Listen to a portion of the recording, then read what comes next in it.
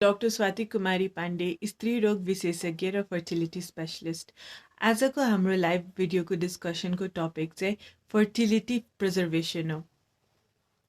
Okay, so महिलाहरू अथवा पुरुषहरूले चाहिँ आफ्नो बच्चा पाउने क्षमता चाहिँ कसरी जोगाउने, ओके, सो फर्टिलिटी प्रिजर्भेसनको बारेमा कुरा गरौँ।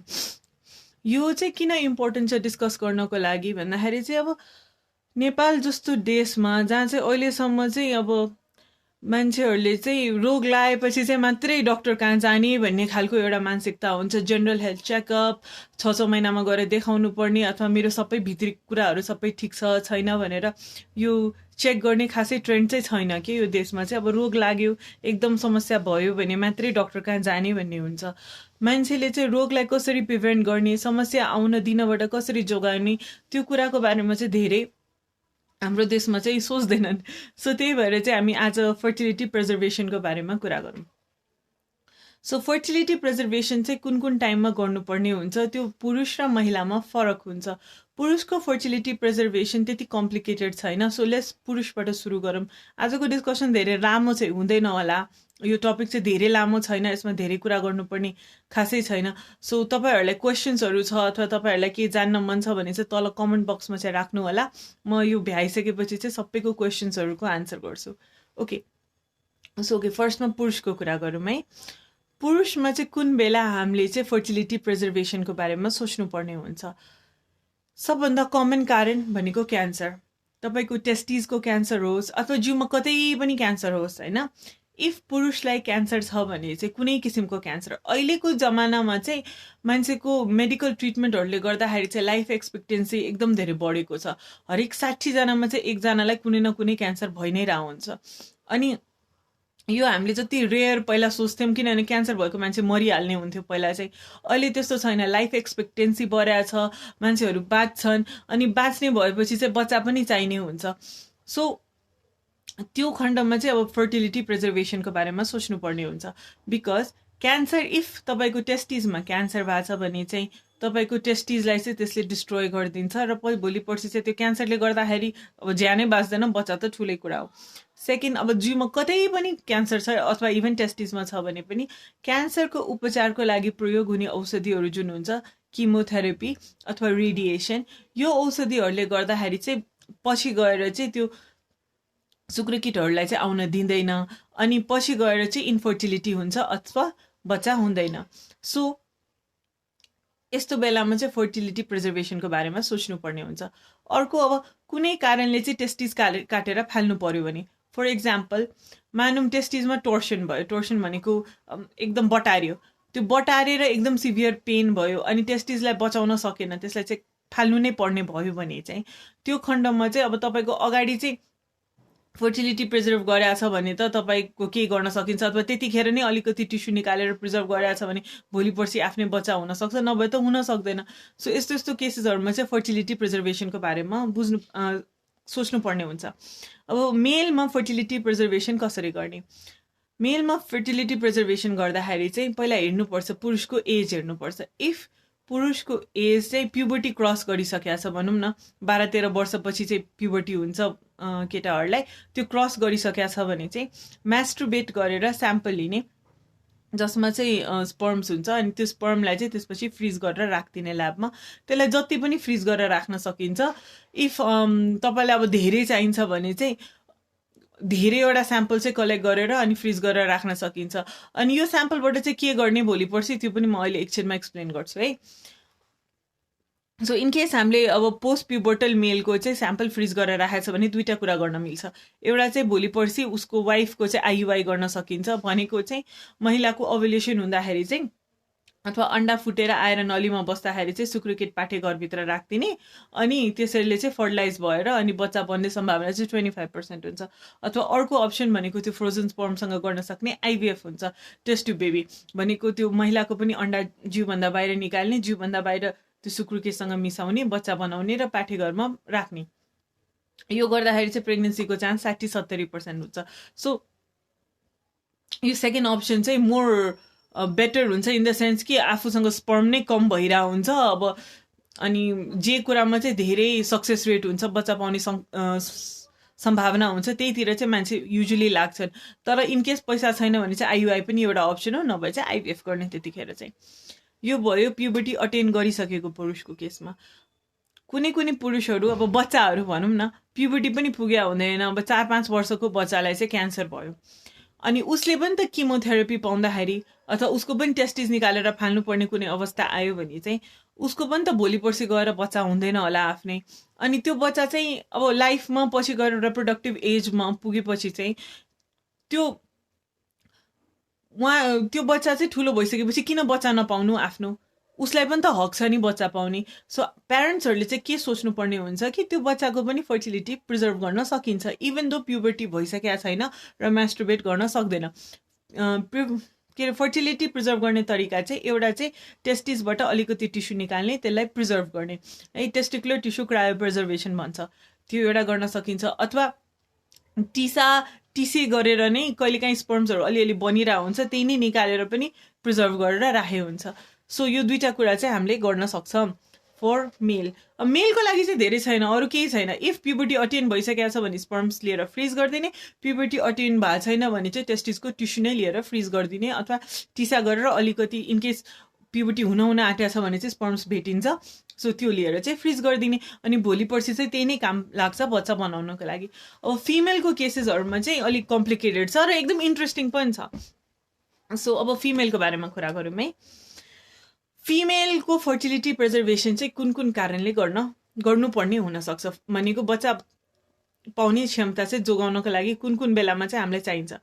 एउटा मेल जस्तै क्यान्सर, जिउमा जहाँ पनि क्यान्सर भए पनि क्यान्सरको औषधिले हाम्रो ओभेरियन टिस्युलाई, अन्डाशयको जुन टिस्युहरू हुन्छ त्यसलाई इफेक्ट पार्छ र भोलि पर्सि बच्चा नहुने सम्भावना निकै हाई हुन्छ। सो तपाईँको एउटा त क्यान्सरै भयो।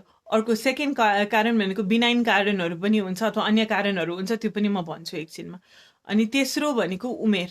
ओके, सो इन्डिभिजुअली पहिला कारणहरूको कुरा गरौँ, त्यसपछि चाहिँ कसरी फर्टिलिटी प्रिजर्भेसन गरौँ, त्यसको एकदम धेरै टेक्निकहरू छ कि फिमेलमा चाहिँ, त्यसको कुरा गरौँ, अनि अब त्यसपछिको फर्दर डिस्कसन गरौँला। ओके, सो कारण क्यान्सर चाहिँ फिमेलमा अहिले यति कमन छ वर्ल्डको, म स्टेटिस्टिक्स हेर्दाखेरि चाहिँ हरेक 50जना महिलामा चाहिँ एकजनालाई क्यान्सर देखिन्छ अहिलेको जमानामा चाहिँ। त्यसमध्ये पनि ब्लड क्यान्सर, ब्रेस्ट क्यान्सर है, यो क्यान्सरहरू चाहिँ रिप्रोडक्टिभ एज ग्रुपमा चाहिँ धेरै कमन हुन्छ। रिप्रोडक्टिभ एज ग्रुप भनेको बच्चा पाउने एजमा चाहिँ यो क्यान्सरहरू चाहिँ अलिक धेरै कमन हुन्छ। अनि क्यान्सर पेसेन्टहरूमा स्टडी गर्दाखेरि चाहिँ क्यान्सरको औषधि पछि चाहिँ सबैले बच्चा पाउन नसकेका चाहिँ होइन, तर एकदम क्यान्सर को ट्रिटमेन्ट अगाडि बच्चा पाउने क्षमता यति थियो भने चाहिँ क्यान्सरको ट्रिटमेन्ट पछि चाहिँ यति हुन्छ भनेको एकदम फ्यु पेसेन्ट्सहरू हुन्छ जुन चाहिँ बच्चा पाउन सक्छन्।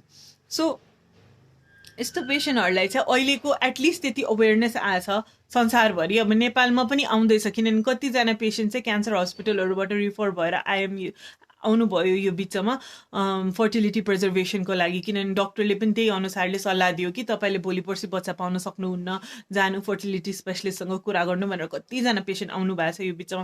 अनि मलाई भित्रबाट एकदम खुसी लाग्यो, किनभने इभन 2 वर्ष अगाडि पनि हामीले पाउँदैन थियौँ यस्तो रिफरलहरू क्यान्सर पेसेन्ट्सहरूबाट। बरु उल्टा चाहिँ क्यान्सर पेसेन्ट्सहरू चाहिँ अब ला हामीलाई थाहा नै थिएन फर्टिलिटी हुँदैन, बच्चा हुँदैन, हामीलाई त केही आइडिया नै थिएन यस्तै भनेर आउने पेसेन्टहरू चाहिँ धेरै हुन्थ्यो। अहिले पनि त्यस्तो पेसेन्ट धेरै छन्, बट एटलिस्ट अहिलेको टाइममा चाहिँ रिफरलहरू चाहिँ आउन थालेको छ क्यान्सर हस्पिटलहरूबाट।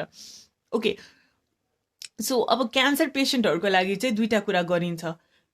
एउटा त क्यान्सर हस्पिटलले आफै गर्न थालेछ आजकल, ओभेरियन टिस्यु प्रोटेक्सन गर्ने औषधि हुन्छ है। अब त्यो औषधिको नाम गजरेलिन हुन्छ, त्यो हजुरहरूलाई चाहिँ खासै चाहिँदैन।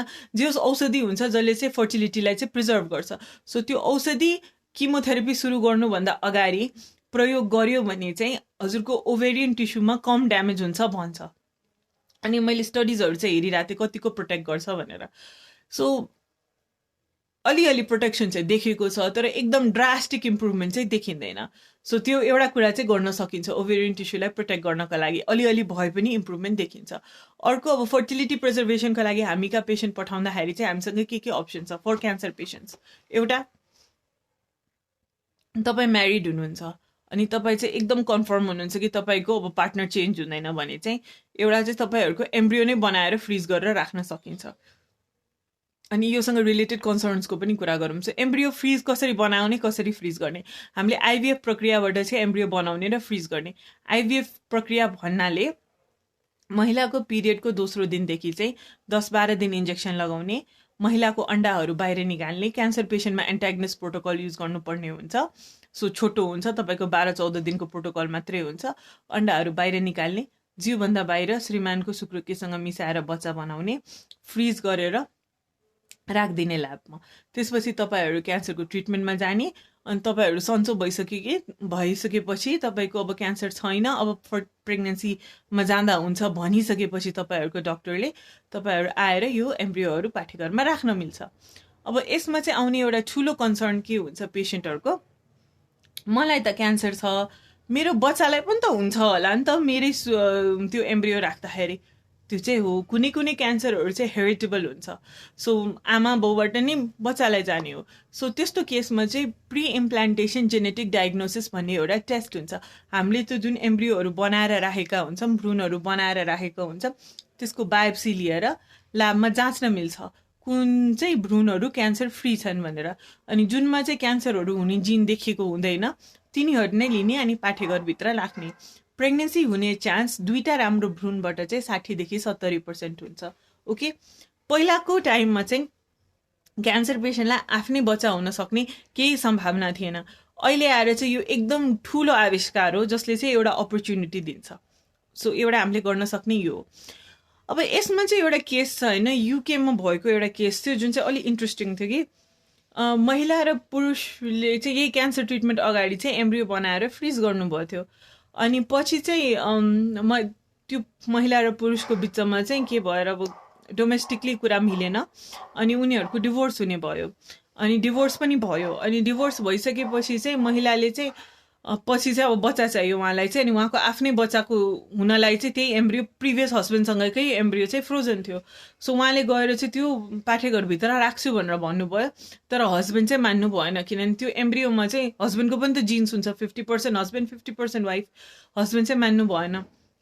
अनि केस भयो, ठुलो केस भयो, कोर्टमा गयो कि अब इफ त्यो एम्ब्रियो हालेन भने त उहाँको बच्चै हुन सक्दैन, त्यो एम्ब्रियो हाल्न दिनुपर्छ भनेर केस गर्नुभयो उहाँले। तर हार्नुभयो त्यो केस, किनभने पुरुषले नै जित्यो के।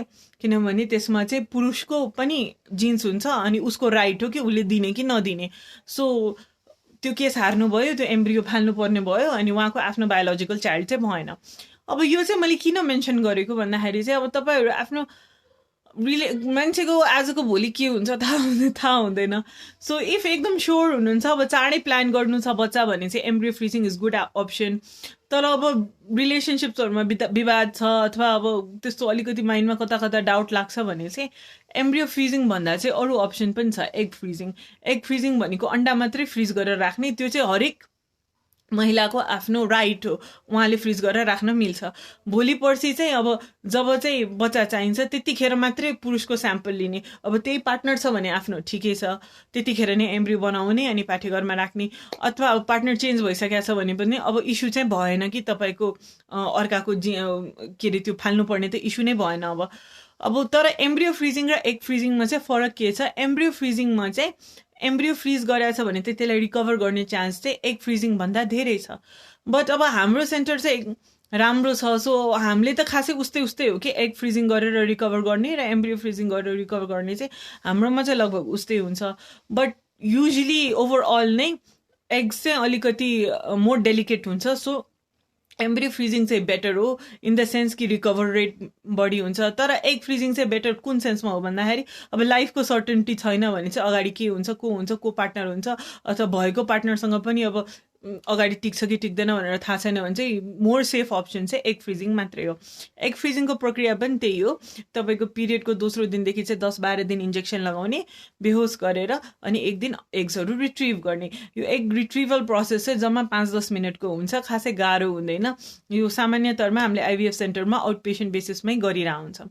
अनि त्यही दिन रिकभर हुन्छ, त्यही दिन घर जान पाइन्छ, हस्पिटल पनि बस्नु पर्दैन, रेस्ट पनि चाहिँदैन। सो अहिले हामीले फर्टिलिटी प्रिजर्भेसनको दुईवटा तरिकाको कुरा गऱ्यौँ। फर्स्ट एम्ब्रियो फ्रिजिङ, सेकेन्ड चाहिँ एग फ्रिजिङ। अब थर्डमा आउँ, जुन चाहिँ सबभन्दा इन्ट्रेस्टिङ हो। एउटा कुरा मैले छुट्याएँ, सरी। मैले अघि भनेको थिएँ नि, एउटा औषधि हुन्छ, किमोथेरापी सुरु गर्नुभन्दा अगाडि चाहिँ एउटा औषधि दिन्छ जसले चाहिँ सकेसम्म ओभरीमा चाहिँ ड्यामेज कम गरिन्छ भनेर। अर्को पनि क्यान्सर हस्पिटलमा गर्न थालेको कुरा चाहिँ ल्याप्रोटोमी अथवा ल्याप्रोस्कोपी गरेर ओभरीको पोजिसन नै चेन्ज गरिदिन्छन्, ताकि तपाईँको ब्लड सप्लाई चाहिँ ओभरीसम्म कम जाओस्, रेडिएसन अथवा रेडिएसन एक्सपोजर कम होस्। तर अब यसले पनि एकदम ग्यारेन्टी चाहिँ दिँदैन ओभरी प्रोटेक्ट गर्ने। तर यो दुईवटा कुरा चाहिँ क्यान्सर हस्पिटलमै हुन्छ। एउटा औषधि दिन्छ ओभरी प्रोटेक्ट गर्नलाई, अथवा सर्जिकल अप्सन दिन्छ कि तपाईँको ओभरीलाई चाहिँ रेडिएसन फिल्डबाट अलिकति पर सारिदिने अथवा ब्लड सप्लाई अलिक कम गरेर चाहिँ तपाईँको ओभरीतिर चाहिँ मेडिसिन धेरै नजाओस् भनेर बनाइदिने। अनि यो पनि राम्रो। आई थिङ्क दुइटै कुरा सँगसँगै गर्नुपर्ने हुन्छ, गर्दा राम्रो कि एउटा चाहिँ ओभरियन प्रोटेक्सनतिर पनि जाने, अर्को चाहिँ प्रिजर्भेसनतिर पनि जाने है। ओके, सो यो ओसाइट फ्रिजिङ र एम्ब्रियो फ्रिजिङबाट चाहिँ भोलि पर्सि बच्चा कतिजनाको भएको छ होइन। अब नेपालको कन्टेक्स्टमा डेटा खोज्नु भयो भने चाहिँ त्यो गाह्रो छ, किनभने यहाँ एकदम फ्यु पेसेन्ट्स छ जसले चाहिँ गरेको छ यो कुराहरू। लाइक म लास्ट 2 इयर्सको कुरा मात्रै गर्छु। लास्ट 2 इयर्समा चाहिँ 2टा पेसेन्ट चाहिँ क्यान्सर पेसेन्ट्सको यसरी फ्रिजिङ गरेको थिएँ मैले। अनि एकजना बच्चाको 13-14 वर्षको बच्चाको त्यही क्यान्सर भएर चाहिँ अगाडि नै स्पर्म फ्रिजिङ गरेको थियो। सो त्यो भनेको 3 जना मात्रै होइन, तर विदेशको डाटा हेर्नुभयो भने त कति धेरै हुन्छ। 1 वर्षमा चाहिँ कति धेरै पेसेन्टहरू हुन्छ। अनि अहिले चाहिँ अब त्यो क्यान्सर पेसेन्ट्सहरूको चाहिँ एम्ब्रियोजहरू बनाएर पाठ्यक्रममा राखेर मैले अघि चाहिँ उता जर्मनीतिरको डाटा हेर्दै थिएँ। विगत एउटा आइभीएफ सेन्टरमा चाहिँ उनीहरूले 1 वर्षमा चाहिँ 150वटा बच्चा त्यसरी जन्माएका छन्। So that's very good results गर्नेहरूकोमा चाहिँ। ओके, सो हामीले एम्ब्रियो फ्रिजिङको कुरा गऱ्यौँ, एग फ्रिजिङको कुरा गऱ्यौँ फिमेलमा। अब हामीले अब एउटा नयाँ टेक्निक अर्को पनि आएको छ होइन। यो नयाँ टेक्निक चाहिँ यो क्यान्सर पेसेन्ट्स, अझै हामीले क्यान्सर पेसेन्ट्सकै कुरा गरिरहेको छौँ। यो नयाँ टेक्निकलाई चाहिँ ओभेरियन टिस्यु क्रायो प्रिजर्भेसन भन्छ। सो हाम्रो जुन ओभरी हुन्छ अथवा अन्डाशय हुन्छ, अन्डाशयको एउटा भाग काट्ने, यो टुक्रा निकाल्ने, अनि यो टुक्रालाई चाहिँ फ्रिज गरेर राखिदिने, अनि पछि गएर अर्गन ट्रान्सप्लान्टेसन गराए जस्तै चाहिँ यो टुक्रालाई चाहिँ आएर फेरि ट्रान्सप्लान्ट गर्न मिल्छ। क्यान्सर पेसेन्ट्सहरूमा चाहिँ यो पनि एउटा अप्सन छ। यसको बेनिफिट चाहिँ के छ, एउटा कि तपाईँको चाहिँ तपाईँको नेचुरल प्रेग्नेन्सी पनि पछि सम्भव हुन्छ। त्यो टुक्रा निकालेर फेरि तपाईँको ओभरी भएकै ठाउँमा गएर राखिदियो भने चाहिँ तपाईँलाई आइभीएफ चाहिँ गर्नु पर्दैन, तपाईँको फेरि नेचुरली नै प्रेग्नेन्सी हुनसक्छ। अनि तर यसको डिसएडभान्टेज चाहिँ के छ, क्यान्सर पेसेन्ट्समा चाहिँ यो टुक्रा निकालेर प्रिजर्भ गरेर अनि फेरि राख्दाखेरि चाहिँ कतिजनामा चाहिँ क्यान्सर पनि फेरि बल्झेको देखेको छ। अनि यसको लागि के गर्ने भनेर चाहिँ एकदम धेरै रिसर्च भइरहेछ अहिले, किनभने अब के गर्ने त, हिस्टोप्याथोलोजिकल एक्जामिनेसन गरेर अनि बल्ल गर्ने भन्ने खालको कुरा हो। ओके, सो यो भयो यसको बारेमा चाहिँ अझै डिटेलमा एकछिनमा कुरा गरौँला। ओके, सो यो भयो क्यान्सर पेसेन्ट्सको एउटा कारण हामीले के अरे फर्टिलिटी प्रिजर्भेसन गर्नुपर्ने भनेको क्यान्सर पेसेन्ट्स। अर्को कारण भनेको कहिलेकाहीँ चाहिँ नन क्यान्सरस कारणहरूले गर्दाखेरि पनि ओभरी फाल्नुपर्ने हुन्छ। फर इक्जाम्पल, अब कतिजना पेसेन्ट आजको लाइभ हेरिरहेको पेसेन्टहरूमध्ये कतिजनालाई चाहिँ ओभेरियन सिस्ट भएको थियो होला अथवा चक्लेट सिस्ट भएको थियो होला ओभरीमा, जसले गर्दाखेरि चाहिँ कतिपटक अपरेसन पनि भइसकेको थियो होला। अनि के भइरहेछ किन भइरहेछ पनि थाहा छैन। अनि अब अपरेसन गरेको 1 वर्षपछि चाहिँ फेरि भिडियो एक्सरे गर्दाखेरि चाहिँ फेरि सिस्ट आयो भनेर पनि भनेको छ होला। पटक पटक अपरेसन गरेर चाहिँ ओभरी नै बाँकी छैन होला अब धेरै। सो एउटा क्लास अफ पेसेन्ट्स चाहिँ यस्तो पनि हुन्छन् जुन पेसेन्ट्सहरूलाई चाहिँ एन्डोमेट्रियोसिस छ अथवा जुन पेसेन्ट्सहरूको चाहिँ ओभरीमा सिस्ट छ अथवा ओभरी बटारेर टोर्सन भएको छ। त्यस्तो पेसेन्टहरूमा चाहिँ ओभरीको सिग्निफिकेन्ट टुक्राहरू चाहिँ काटेर फाल्नुपर्ने हुन्छ अथवा टिस्यु रोगले गर्दाखेरि नै धेरै डिस्ट्रोय भइसक्या हुन्छ ओभरी, अनि भोलि पर्सि चाहिँ बच्चा बनाउने क्षमता नै बाँकी हुँदैन कि भन्ने एउटा डर हुन्छ। सो त्यस्तो पेसेन्टहरूमा चाहिँ नि पनि हामीले फर्टिलिटी प्रिजर्भेसनको बारेमा सोच्नुपर्ने हुन्छ।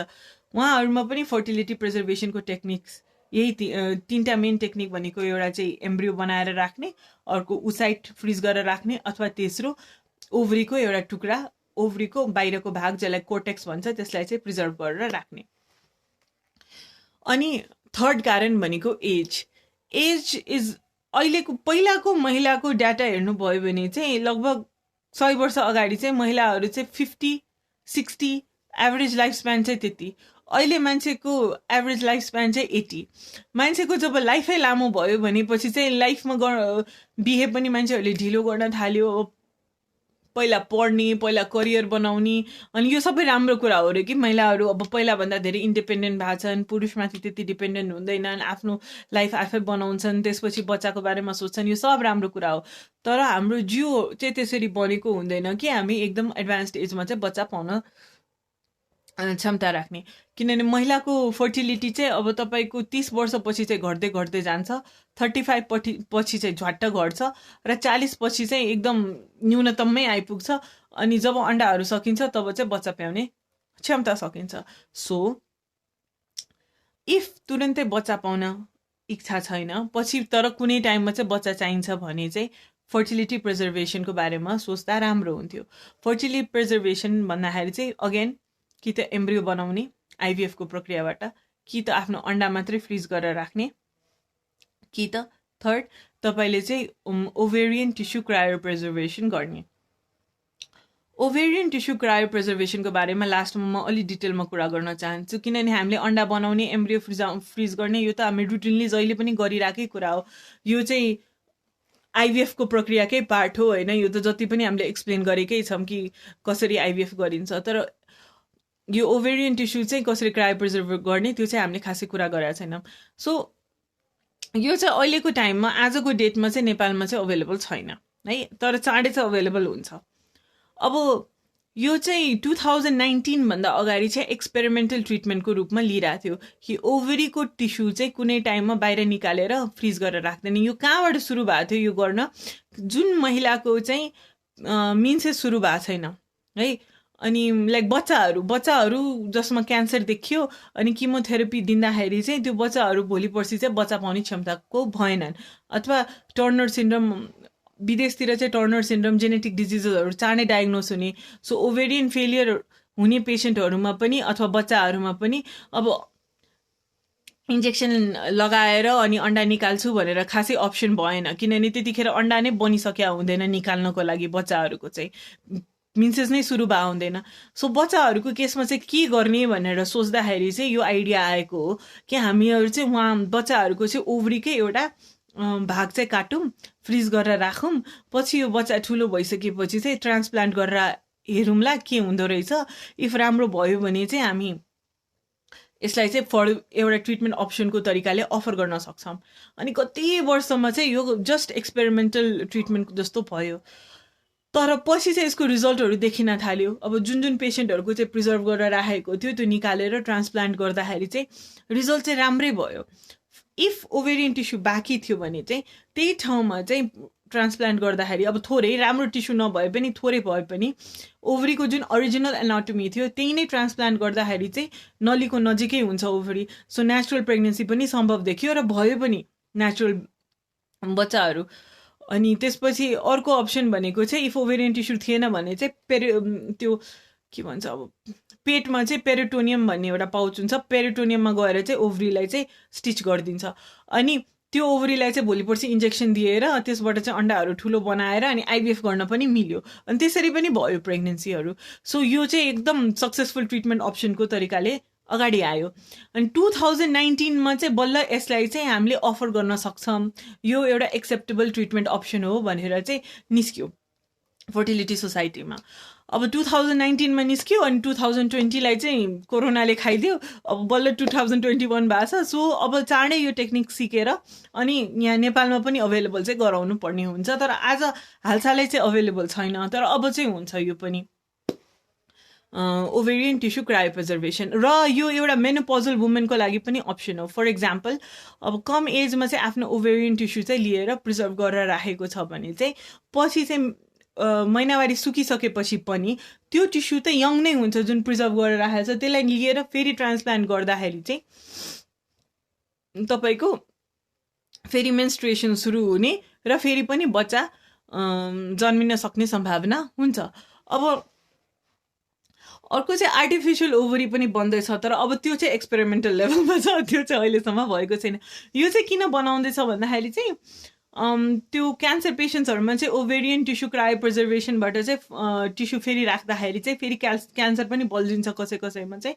सो त्यो रिस्क पनि नहोस् भनेर चाहिँ अब एक्सपेरिमेन्टल लेभलमा चाहिँ आर्टिफिसियल ओभरी बनाउनेतिर गइरहेछ। तर अब हामी चाहिँ अहिले नेपालको कन्टेक्समा चाहिँ पहिला चाहिँ ओभेरियन टिस्यु क्रायो प्रिजर्भेसन नै गर्न सकेको ठुलो कुरा हुन्छ।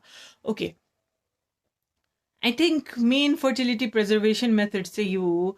अब कसले चाहिँ गर्नु पर्यो भन्दाखेरि फर्टिलिटी एउटा बेनिफिट चाहिँ के छ फर्टिलिटी प्रिजर्भेसन यो ओभरियन टिस्युबाट। अर्को एउटा बेनिफिट चाहिँ फर इक्जाम्पल कुनै पेसेन्टलाई क्यान्सर छ अनि किमोथेरापी सुरु गर्नु छ अनि अब उहाँ क्यान्सर हस्पिटलबाट हामी कहाँमा पठाउनु भयो कि ल अब एग्स फ्रिज गरिदियो।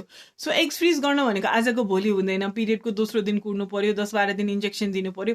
यो सबै गर्दाखेरि चाहिँ तपाईँको टाइम लाग्छ, 1 महिना जति टाइम लाग्छ। अनि 1 महिना जति चाहिँ तपाईँको टाइम लस भयो जस्तो हुन्छ, किनभने तपाईँले त्यति 1 महिनामा चाहिँ आफ्नो किमोथेरापी अथवा रेडिएसन सुरु गर्न पाउनु भएन। अनि क्यान्सर पेसेन्ट्सहरू चाहिँ एकदम धेरै एङ्सियस हुन्छन् कि ओहो अब आज सुरु गरौँ कि भोलि सुरु गरौँ, किनभने क्यान्सर भनेको एकदम ठुलो डायग्नोसिस हो हाम्रो कानले सुन्नलाई। सो त्यही भएर चाहिँ अब क्रायो प्रिजर्भेसन गर्नु छ भने चाहिँ हजुर आज आउनुभयो, भोलि टिस्यु निकालेर फ्रिज गर्न मिल्छ। अहिले चाहिँ धेरैजनाले के गर्छन्, दुइटै गर्छन् कि ओभेरियन टिस्यु पनि क्रायो प्रिजर्भ गर्छ र एग पनि फ्रिजिङ गर्छन्, अथवा एग अथवा एम्ब्रियो। त्यो दुइटै अप्सन चाहिँ आफ्नो लागि खुल्ला राख्छन्। र इफ ओभेरियन टिस्यु चाहिँ क्रायो प्रिजर्भ छ अथवा फ्रिज गरेर राखेको छ भने चाहिँ त्यसलाई पनि एकैचोटि चाहिँ ट्रान्सप्लान्ट गर्दैन जिउभित्र, त्यसलाई 3टा टुक्रामा गर्छन्। एउटा टुक्रा राख्छन्, त्यसले कतिको काम गर्यो भनेर हेर्छन् 1-2 वर्ष, भएन भने चाहिँ अर्को टुक्रा, भएन भने अर्को टुक्रा। एउटा टिस्युले चाहिँ अब एउटा टुक्रा चाहिँ ट्रान्सप्लान्ट गर्ने 5 वर्षपछि जति गर भन्छ, तर 2-3वटा भागमा त्यसरी गर्यो भने चाहिँ फर्टिलिटी चाहिँ लगभग 10 वर्ष जति त्यो तरिकाबाट चाहिँ प्रिजर्भ हुन्छ। आई थिङ्क फर्टिलिटी प्रिजर्भेसन चाहिँ छोटो टपिक हो, मोर और लेस यति नै हो। अब नेपालको कन्टेक्समा चाहिँ मैले भन्दाखेरि कुन पेसेन्टहरूले चाहिँ यसको बारेमा सोच्नुपर्ने हुन्छ, एउटा त क्यान्सर पेसेन्ट भइहाल्यो।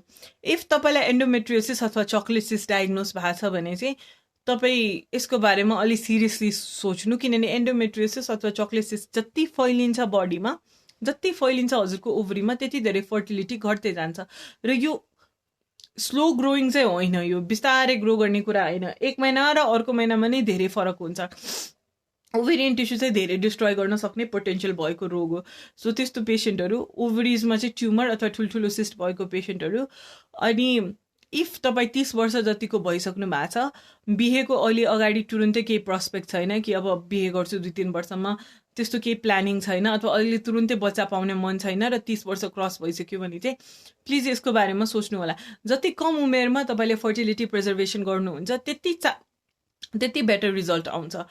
किनभने त्यो एज वाइज पनि स्टडिजहरू हुन्छ। 20 to 25 इयर्सको महिलाहरूको एग फ्रिज गरेको रिकभर भएर बच्चा हुने क्षमता चाहिँ अलमोस्ट 60 to 70 टाइम्स मोर हुन्छ एज कम्पेयर टु कोही 35 to 40 इयर्सको बिचमा त्यो सेम प्रोसिजरबाट गुज्रेको छ भने। सो जति यङ एजमा जति चाँडै गर्नुहुन्छ त्यति राम्रो भोलि पर्सि फर्टिलिटी के अरे बच्चा जन्मिन सक्ने सम्भावना हुन्छ। सो इन केस तपाईँ यस्तो क्राइटेरियामा पढ्नुहुन्छ भने चाहिँ डेफिनेटली फर्टिलिटी प्रिजर्भेसनको बारेमा सोच्नु होला, किनभने prevention is always better than cure. समस्या भइ नै सकेपछि चाहिँ रुनु बाहेक अरू केही अप्सन हुँदैन हामीसँग। तर अब समस्या हुनसक्छ भनेर फोर्सी गरेर पहिल्यैदेखि नै त्यसको लागि केही सल्युसन खोज्नु भनेको चाहिँ झन् स्मार्ट मान्छे अथवा वाइज मान्छेले गर्ने कुरा हो। अहिले हामीले कोभिड भ्याक्सिन पनि किन पछि लागेको छौँ त? कोरोना भएर मर्नुभन्दा चाहिँ बरु भ्याक्सिन लगाएर बस्नु नै बेटर हो भनेर सोचले त हो नि। सो त्यस्तै भोलि पर्सि चाहिँ बच्चा भएन, एकदम फ्रस्ट्रेटेड हुनुभन्दा अब आफ्नै भएन, डोनरमा जानु पर्यो, डोनर मनै थिएन, रुनुभन्दा चाहिँ बरु बेलामै हजुरले चाहिँ के गर्नुभयो भने चाहिँ तपाईँको जस्तो सुकै समस्या भए पनि भोलि पर्सि आफ्नै बच्चा हुनसक्छ। अब एकचोटि क्वेसन्सहरूमा आउँ। ओके, दिलीप पटेलजी नमस्ते। नमस्ते पार्वतीजी, नमस्ते केशवजी, नमस्ते सन्देशजी, नमस्ते ललितजी, कति धेरै नमस्ते। ओके, लभलीजीले चाहिँ साउदीबाट हेर्दै हुनुहुन्छ, मलाई एकदम खुसी लाग्यो लभलीजी। नितुजीले सोध्नु भएको छ, डक्टर नमस्ते, बेबीको हार्टबिट आएर जान्छ, 2 पटक त्यस्तो भयो, आइभीएफ गर्दा यस्तो केसमा के हुन्छ? बेबीको हार्टबिट आएर जानु अबोर्सनको सल्युसन चाहिँ कहिले पनि आइभीएफ चाहिँ होइन।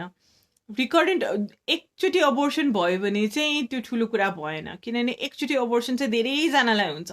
तर पटक पटक अबोर्सन भयो भने चाहिँ युजली कुनै कारणले त्यस्तो भइरहेको हुन्छ है। यसलाई चाहिँ रिकरेन्ट अबोर्सन भन्छ। दुईचोटि अथवा दुईचोटिभन्दा धेरै अबोर्सन हुनुलाई चाहिँ रिकरेन्ट अबोर्सन भन्छ।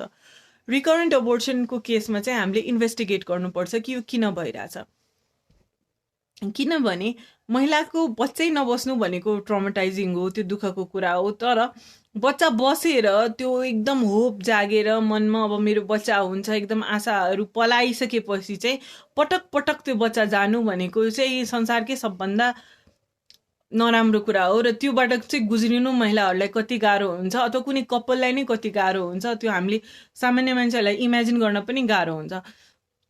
रिकरेन्ट अबोर्सन चाहिँ तपाईँको 1% है, 100जनामा 1जनालाई देखिने समस्या हो। त्यति कमन चाहिँ छैन यो। यसको कारण चाहिँ के हुन्छ, एउटा तपाईँको जिउले चाहिँ, हाम्रो जिउ कसरी बनेको हुन्छ कि हामीले चाहिँ आफ्नो अङ्ग र अरूको ब्याक्टेरियाहरू चाहिँ चिन्छौँ।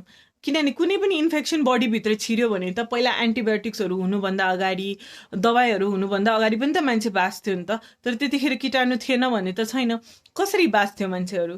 हाम्रो जिउको आफ्नो इम्युन पावर हुन्छ, इम्युन सिस्टम हुन्छ, त्यो नराम्रो तत्त्वहरूसँग चाहिँ लड्न सक्ने, आफ्नो जिउ र आफ्नो जिउभन्दा बाहिरको कुराहरूलाई चाहिँ छुट्याउन सक्ने र आफ्नो जिउभन्दा बाहिरको कुराहरूलाई चाहिँ मारेर जिउबाट निकाल्ने। सो जब कुनै बच्चा बन्छ, बच्चामा चाहिँ हस्बेन्डको पार्ट पनि हुन्छ, आफ्नो पार्ट पनि हुन्छ, अनि हाम्रो इम्युन सिस्टम चाहिँ अलिक सप्रेस्ड हुन्छ कि त्यो हस्बेन्डको पार्टले गर्दाखेरि चाहिँ हाम्रो जिउले चाहिँ त्यसलाई फाइट गरेर नमारोस्। तर केही कारणले चाहिँ होइन, इनकेस हाम्रो इम्युन सिस्टम चाहिँ सप्रेस भएन, हाम्रो जिउले चाहिँ त्यो बच्चालाई चाहिँ यो नराम्रो कुरा हो, यो बाहिरबाट आएको कुरा हो जस्तो खालको लेबल दिएर त्यो बच्चालाई अट्याक गर्यो भने चाहिँ त्यो बच्चा खेर जान्छ।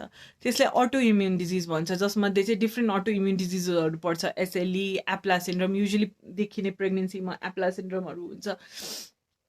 सो त्यस्तो अटो इम्युन अथवा इम्युन सिस्टमको प्रब्लमहरू छ भने महिलामा, जतिचोटि बच्चा भए पनि हामीले चाहिँ यो आफ्नै बच्चा हो, यो ग्रो गर्नुपर्छ भनेर हाम्रो जिउले चाहिँ नसोचेर त्यसलाई अट्याक गरिदियो भने त जतिचोटि पनि त्यो बच्चालाई मारिदिन्छ। सो एउटा त्यस्तो कारणले रिकरेन्ट अबोर्सन हुनसक्छ। अथवा अर्को कारण भनेको, अब लेट्स से म र मेरो श्रीमान मध्ये हामी दुवैजना मध्ये कसैलाई चाहिँ जेनेटिक प्रब्लम छ, अनि हामीलाई आफै जेनेटिक प्रब्लम छ भने चाहिँ हामी त बाँचिरहेछौँ, केही छैन, हामीलाई हाम्रो लाइफलाई केही फरक परेको छैन, हामीलाई थाहा पनि छैन हामीलाई प्रब्लम छ, लेट्स से मलाई नै छ। सो मेरो र मेरो हस्बेन्डको जुन बेबी जन्मिन्छ, जिन्स त मबाट जान्छ, मेरो हस्बेन्डको जिन्स नर्मल गए पनि मेरो जिन्स एबनर्मल भएपछि त्यो बच्चामा जान्छ। र नेचर त्यसरी बनेको हुन्छ कि जुन एबनर्मल एम्ब्रियो हुन्छ, जसमा चाहिँ जिन्स एबनर्मल हुन्छ, त्यसलाई फालिदिन्छ। अब म जतिचोटि प्रेग्नेन्ट हुन्छु मेरै जिन्स जान्छ, मेरै जिन्स नराम्रो छ, हरेकचोटि चाहिँ त्यो बच्चा खेर जान्छ र मलाई थाहा पनि हुँदैन त्यो किन भइरहेछ। मेरो जिन्सको जब जाँच गरिन्छ त्यसमा जुन जाँचको नाम चाहिँ कार्योटाइपिङ हो, मेरो जिन्सको जुन बेला जाँच गरिन्छ त्यसमा चाहिँ बल्ल यसमा एबनर्म्यालिटी रहेछ भनेर थाहा हुन्छ। यस्तो केसमा चाहिँ के गर्न सकिन्छ, यसमा उपचार पनि भन्छु। यसको उपचार भनेको आइभीएफ गर्ने, आइभीएफ गरेर भ्रूण बनाउने, अनि त्यसपछि त्यसबाट बायोप्सी लिने, अनि चेक गर्ने कुन भ्रूणमा चाहिँ जिन्स ठिक छ, कुन भ्रूणमा चाहिँ जिन्स ठिक छैन। जुन भ्रूणमा चाहिँ जिन्स ठिक छ त्यो लिएर मात्रै पाठेघरभित्र राख्ने अनि प्रेग्नेन्सी गराउने। यस्तो हामीले कतिवटा केस गरेको छौँ र सक्सेसफुल पनि भएको छ। र अहिले चाहिँ सानो बच्चाहरू पनि छन्, पिजिडी गरेपछि दुई तीनवटा, विगत 1 वर्षमा 3-4वटा जति।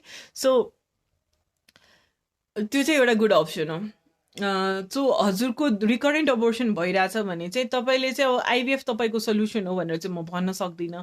पहिला चाहिँ सबै जाँचै गर्नुपर्छ कि किन भइरहेको। कहिलेकाहीँ चाहिँ अब लेट्स से तपाईँलाई कुनै हर्मोनको प्रब्लम छ, लेट्स से तपाईँलाई डायबिटिज छ भने पनि तपाईँको पटक पटक अबोर्सन हुन्छ। सो सुगरकै प्रब्लम हो कि थाइरोइडको प्रब्लम हो कि अटो इम्युन डिजिज छ कि तपाईँलाई यही जेनेटिक प्रब्लम छ। यो जेनेटिक प्रब्लम हो भने चाहिँ आइभीएफ र पिजिडी नै हो सल्युसन। तर अरू प्रब्लम हो भने चाहिँ सल्युसन फरक हुन्छ। सुगरको प्रब्लम हो भने चाहिँ इन्सुलिन लगाएर सुगर कन्ट्रोलमा आएपछि चाहिँ आफै बच्चा राम्रो जन्मिन्छ। अटो इम्युन डिजिज हो भने चाहिँ इकोस्प्रिन र लो मोलेकुलर वेट हेपारिन चाहिन्छ। सो समस्या अनुसार सल्युसन छ। सो पहिला चाहिँ हस्बेन्ड र वाइफ दुइटैको राम्ररी वर्कअप गर्नुपर्ने हुन्छ।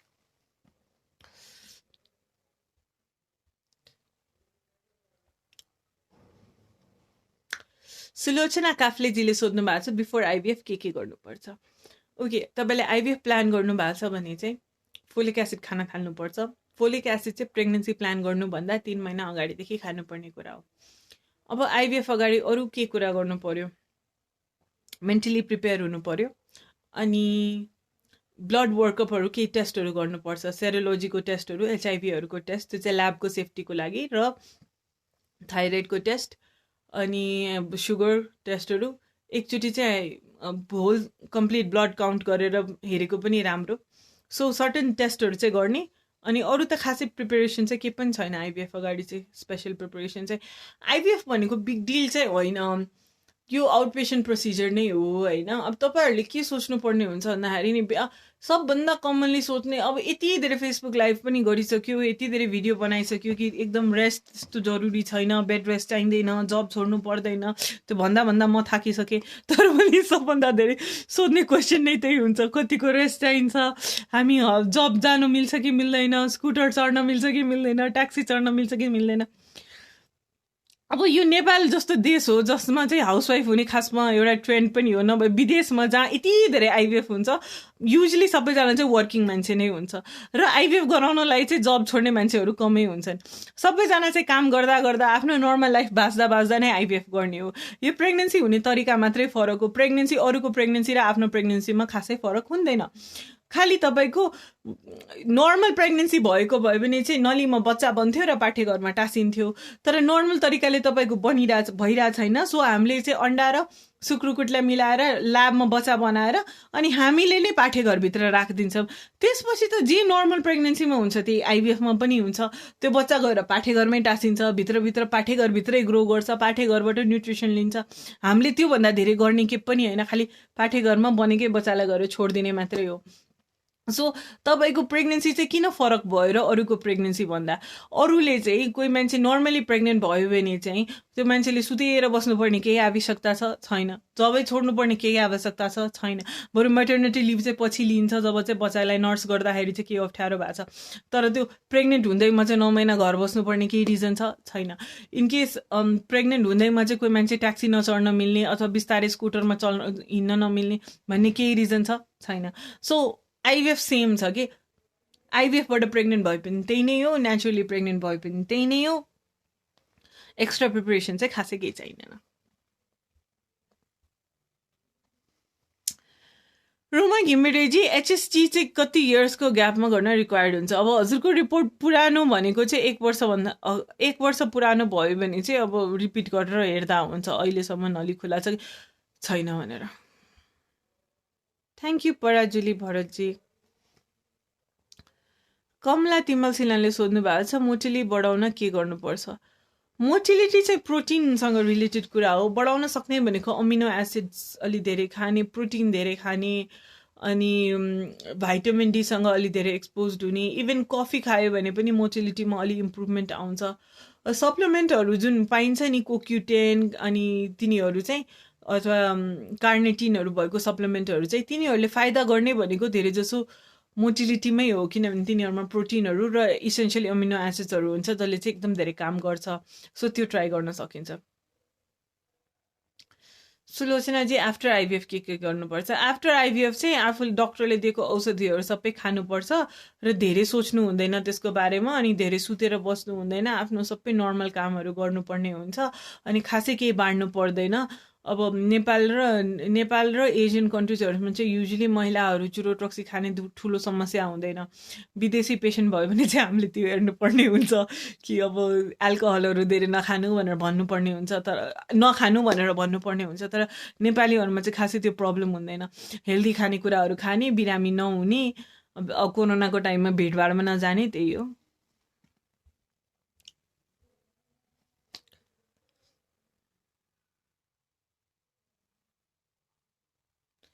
धनाजी, तपाईँ आज बिदा भए पनि यो वात्सल्यको मोबाइल नम्बर छ नि, त्यसमा कल गर्न मिल्छ अपोइन्टमेन्ट लिनको लागि। यस्तो हुन्छ, वकिन आउनुभयो भने चाहिँ क्लिनिकमा अलिक धेरै भिड हुन्छ, अनि धेरै कुर्नुपर्ने हुन्छ, अनि अपोइन्टमेन्ट भएको पेसेन्टहरूले पनि कुर्नुपर्ने हुन्छ। अब यो कोरोना भाइरसको बेलामा चाहिँ एउटा राम्रो सिस्टम इस्टाब्लिस भएको भनेको चाहिँ अपोइन्टमेन्ट सिस्टम हो। अपोइन्टमेन्ट सिस्टमले आउँदाखेरि चाहिँ आफू पनि धेरै कुर्नु परेन, अरूलाई पनि गाह्रो भएन। इमर्जेन्सीमा चाहिँ आउनु भनेको छुट्टै कुरा हो, नभए सकेसम्म चाहिँ अपोइन्टमेन्ट लिएर आउँदा राम्रो। तपाईँ नभए फेसबुकमै मेसेज गर्नु अथवा यहाँ दिएको मोबाइल नम्बरमा कल गर्नु न। दीक्षा भण्डारीजी, फर्टिलिटी सेन्टरको कन्ट्याक्ट नम्बर चाहिँ हजुर जुन पेजबाट अहिले लाइभ हेरिराख्नु भएको छ त्यसमै छ, माथि मेन्सन गरेको छ। त्यहाँ तपाईँले मेसेज गर्न पनि मिल्छ, वात्सल्यको पेजमा इनबक्स गर्न मिल्छ, कस्टहरू पनि बुझ्न मिल्छ त्यसबाट चाहिँ। अनि केही मेडिकल क्वेसन छ भने चाहिँ मेरो personal Facebook page doctor Swati कुमारीमा मेसेज गर्न मिल्छ। तर मलाई चाहिँ कस्टहरू चाहिँ खासै नसोधिदिनु होला, त्यो चाहिँ म आन्सर गर्दिनँ। म बरु मेडिकल प्रब्लम्स र रिपोर्टहरू चाहिँ हेरिदिन्छु। कस्टहरूको लागि चाहिँ तपाईँहरू वात्सल्यकै पेजमा मेसेज गर्नु होला। सुलोचनाजी, इन्डियामा गरेको आइभीएफ बेबी बसेपछि चाहिँ हजुरहरूले हेर्नुहुन्छ कि हुँदैन डक्टर? डेफिनेटली हेर्छौँ नि, के छ र, हामी गाइनोकोलोजिस्ट पनि हो, फर्टिलिटी स्पेसलिस्ट पनि हो, गाइनोकोलोजिस्ट पनि हो। एज अ गाइनोकोलोजिस्ट त हजुरको प्रेग्नेन्सी हेर्न मिलिहाल्छ नि।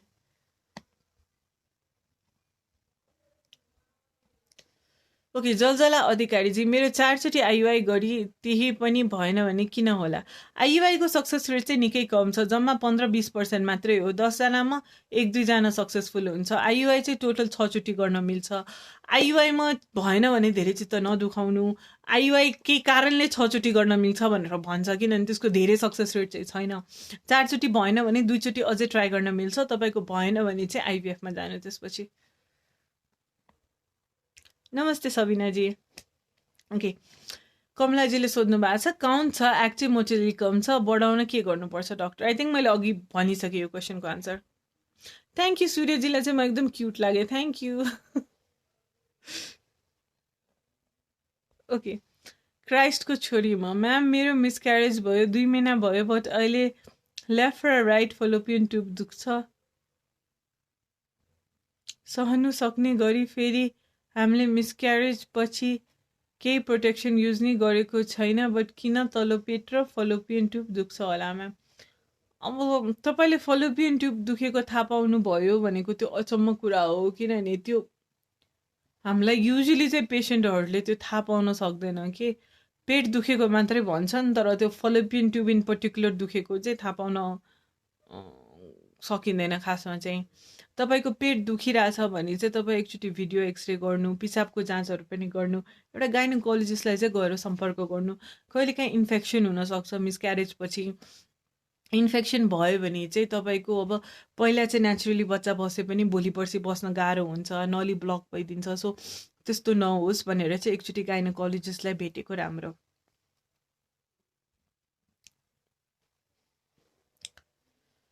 म्याम, मन्सिर 2 गते मिसक्यारेज भयो अनि डाइरेक्ट पुस 13 गते मिन्स भयो अनि आज माघ 10 गते यदि बेबी बस्यो भने केही गाह्रो हुन्छ कि हुन्न होला?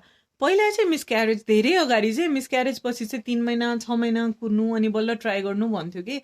अब अहिले आएर चाहिँ त्यो सोच त कति धेरै परिवर्तन भइसकेको छ। अब नेक्स्ट मन्थदेखि नै ट्राई गर्न मिल्छ, कुर्नुपर्ने केही आवश्यकता नै छैन। बरु कुरेन भने चाहिँ प्रेग्नेन्सी हुने चान्स अझै धेरै हुन्छ। So definitely go head try. नमस्ते सुनिलजी, नमस्ते ममिताजी, नमस्ते Kalpanaji. Okay, Karanji, doctor ma'am मेरो पनि एउटा समस्या छ। समस्या के हो भने मेरो एउटा अण्डाकोशमा घाउ भएको छ, त्यसले हो कि बच्चा नभएको? बिहे भएको 8 वर्ष भयो, हाम्रो बच्चा छैन। अण्डाकोश काटेर फाल्दा त्यसपछि बच्चा हुन्छ कि हुँदैन? अण्डाकोश नै काटेर फाल्यो भने त झनै बच्चा हुँदैन। हजुर एकचोटि आउनु, अण्डाकोशमा घाउ छ भने चाहिँ एकचोटि आउनु क्लिनिकमा, एकचोटि भेट्नु। तपाईँ चाहिँ फर्टिलिटी प्रिजर्भेसनको क्यान्डिडेट पनि हुन सक्नुहुन्छ, तपाईँको प्रजनन जोगाउन सक्नुपर्ने पनि हुनसक्छ। सो एकचोटि आउनु, भेट्नु। कुनै घाउहरू सिस्टहरू छ भने चाहिँ काटेर फाल्नु नै पर्ने हुन्छ। कहिलेकाहीँ चाहिँ त्यो क्यान्सर पनि हुन्छ। मलाई याद छ म टिचिङमा काम गर्दाखेरि चाहिँ एउटा 12-13 वर्षको बच्चाको अपरेसन गर्दाखेरि बिनाइन त्यो क्यान्सर कसैले सोचेको पनि थिएन त्यतिखेर। अनि एउटा डर्मोसिस्ट भनेर चाहिँ अपरेसन गरेको, पछि चाहिँ जाँच पठाउँदाखेरि चाहिँ एकदम हाई ग्रेड क्यान्सर आयो बच्चाको, त्यो पनि 12-13 वर्षको। अनि सो लाइटली लिनुपर्ने कुरा चाहिँ होइन कि अब सबैलाई नराम्रै हुन्छ भन्ने छैन, तर केही समस्या देखिरहेछ भने चाहिँ आफूलाई नराम्रो हुन सक्दैन भनेर पनि सोच्नु हुँदैन। राम्ररी वर्कअप गर्नुपर्छ अनि सोल्युसन्सहरू चाहिँ डक्टरसँग चाहिँ डिस्कस गर्नुपर्ने हुन्छ। नमस्ते बबिताजी। जे महर्जनजी, हिस्ट्रोस्कोपी पछि चाहिँ आइभीएफको सक्सेस रेट बढ्छ। युजली 2 चोटि आइभीएफ फेल भइसकेछ भने चाहिँ हिस्ट्रोस्कोपी गर भनेर भन्छ, किनभने हिस्ट्रोस्कोपी गरेपछि चाहिँ कहिलेकाहीँ हामीले आइभीएफ फेल हुने कारण थाहा पाउँछौँ। कति पेसेन्टमा पलिप भेट्छ, कसैमा सेप्टम भेट्छ, जाली पर्दा के भेटिरहेको हुन्छ। आइभीएफ 2 चोटि जति फेल भइरहेछ अनि त्यसपछि हिस्ट्रोस्कोपी गर्यो अनि त्यसपछि आइभीएफ गर्यो भने चाहिँ कतिजना पेसेन्ट चाहिँ कन्सिभ गर्छन्। हाम्रैमा कतिवटा इक्जाम्पल छ, एकजना पेसेन्ट चाहिँ 3 चोटि फेल भएपछि 2 चोटि पछि नै हिस्ट्रोस्कोपीको सल्लाह दिएको थियो, तर अलि नगरौँ गर्दै हुनुहुन्छ। 3 चोटि पछि चाहिँ हार खानुभयो भने गर्नुभयो, 4th चोटिमा चाहिँ ट्विन्स त अहिले। ओके मारियाजी, म्याम मेरो मिसक्यारेज भयो, 3 वर्ष भयो, बेबी नै बस्दैन, ट्युब ब्लक छ अरे, के गर्नुपर्छ? ट्युब चाहिँ एउटा ब्लक छ भने चाहिँ अर्कोबाट बच्चा हुनसक्छ। इफ त्यो अर्को ट्युब खुल्ला छ, इफ दुइटै ट्युब ब्लक छ भने चाहिँ अब दुईवटा अप्सन हुन्छ, कि त अपरेसन गरेर ट्युब खुलाउने, तर त्यसको सक्सेस रेट चाहिँ निकै कम छ, र अपरेसन सक्सेस भयो कि भएन हेर्नको लागि चाहिँ तपाईँ 6 महिना कुर्नुपर्छ।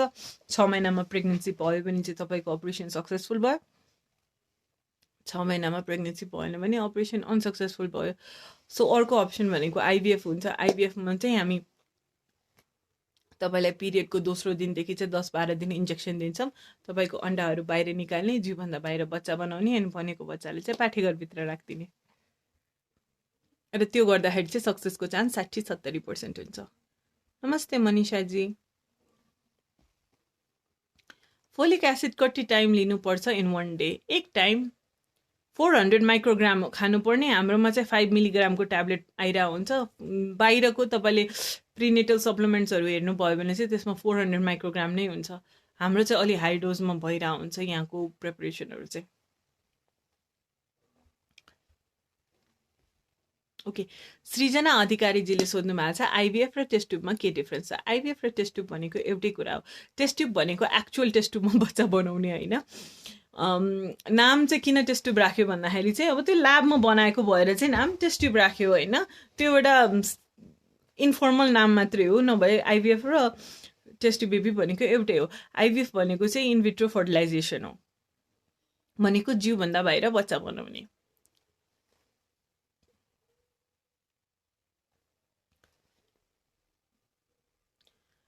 नितुजी, थाइरोइडको मेडिसिन खाएको छु, कन्ट्रोलमा छ। मिसक्यारेज भएको बेलामा बेबीको टिस्युको कार्योटाइपिङ ठिक थियो, एएनए टेस्ट नै गरायो, सब नर्मल छ, हामी टेन्स छौँ, अब के गर्ने? तपाईँ नआत्तिनु। त्यसो भए चाहिँ सबै बेबीको टिस्युको कार्योटाइपिङ गराउनु भयो, नर्मल थियो, अनि एएनए टेस्ट मात्रै ठिक थियो भने चाहिँ तपाईँको अटो इम्युन डिजिज चाहिँ रुल आउट भएन। अटो इम्युन डिजिजमा एएनए मात्रै हेरेर चाहिँ हुँदैन, अरू पनि टन्नै हुन्छ, 12वटा हुन्छ होइन, जुन चाहिँ सबै चाहिँ नेपालमा जाँच्न पनि मिल्दैन। एकचोटि चाहिँ अटो इम्युन डिजिजको हिसाबले चाहिँ फुल प्रोफाइलिङ गराउनु पर्ने हुन्छ। तर कार्योटाइप नर्मल छ भने चाहिँ इट मिन्स कि तपाईँको सल्युसन चाहिँ आइभीएफ होइन।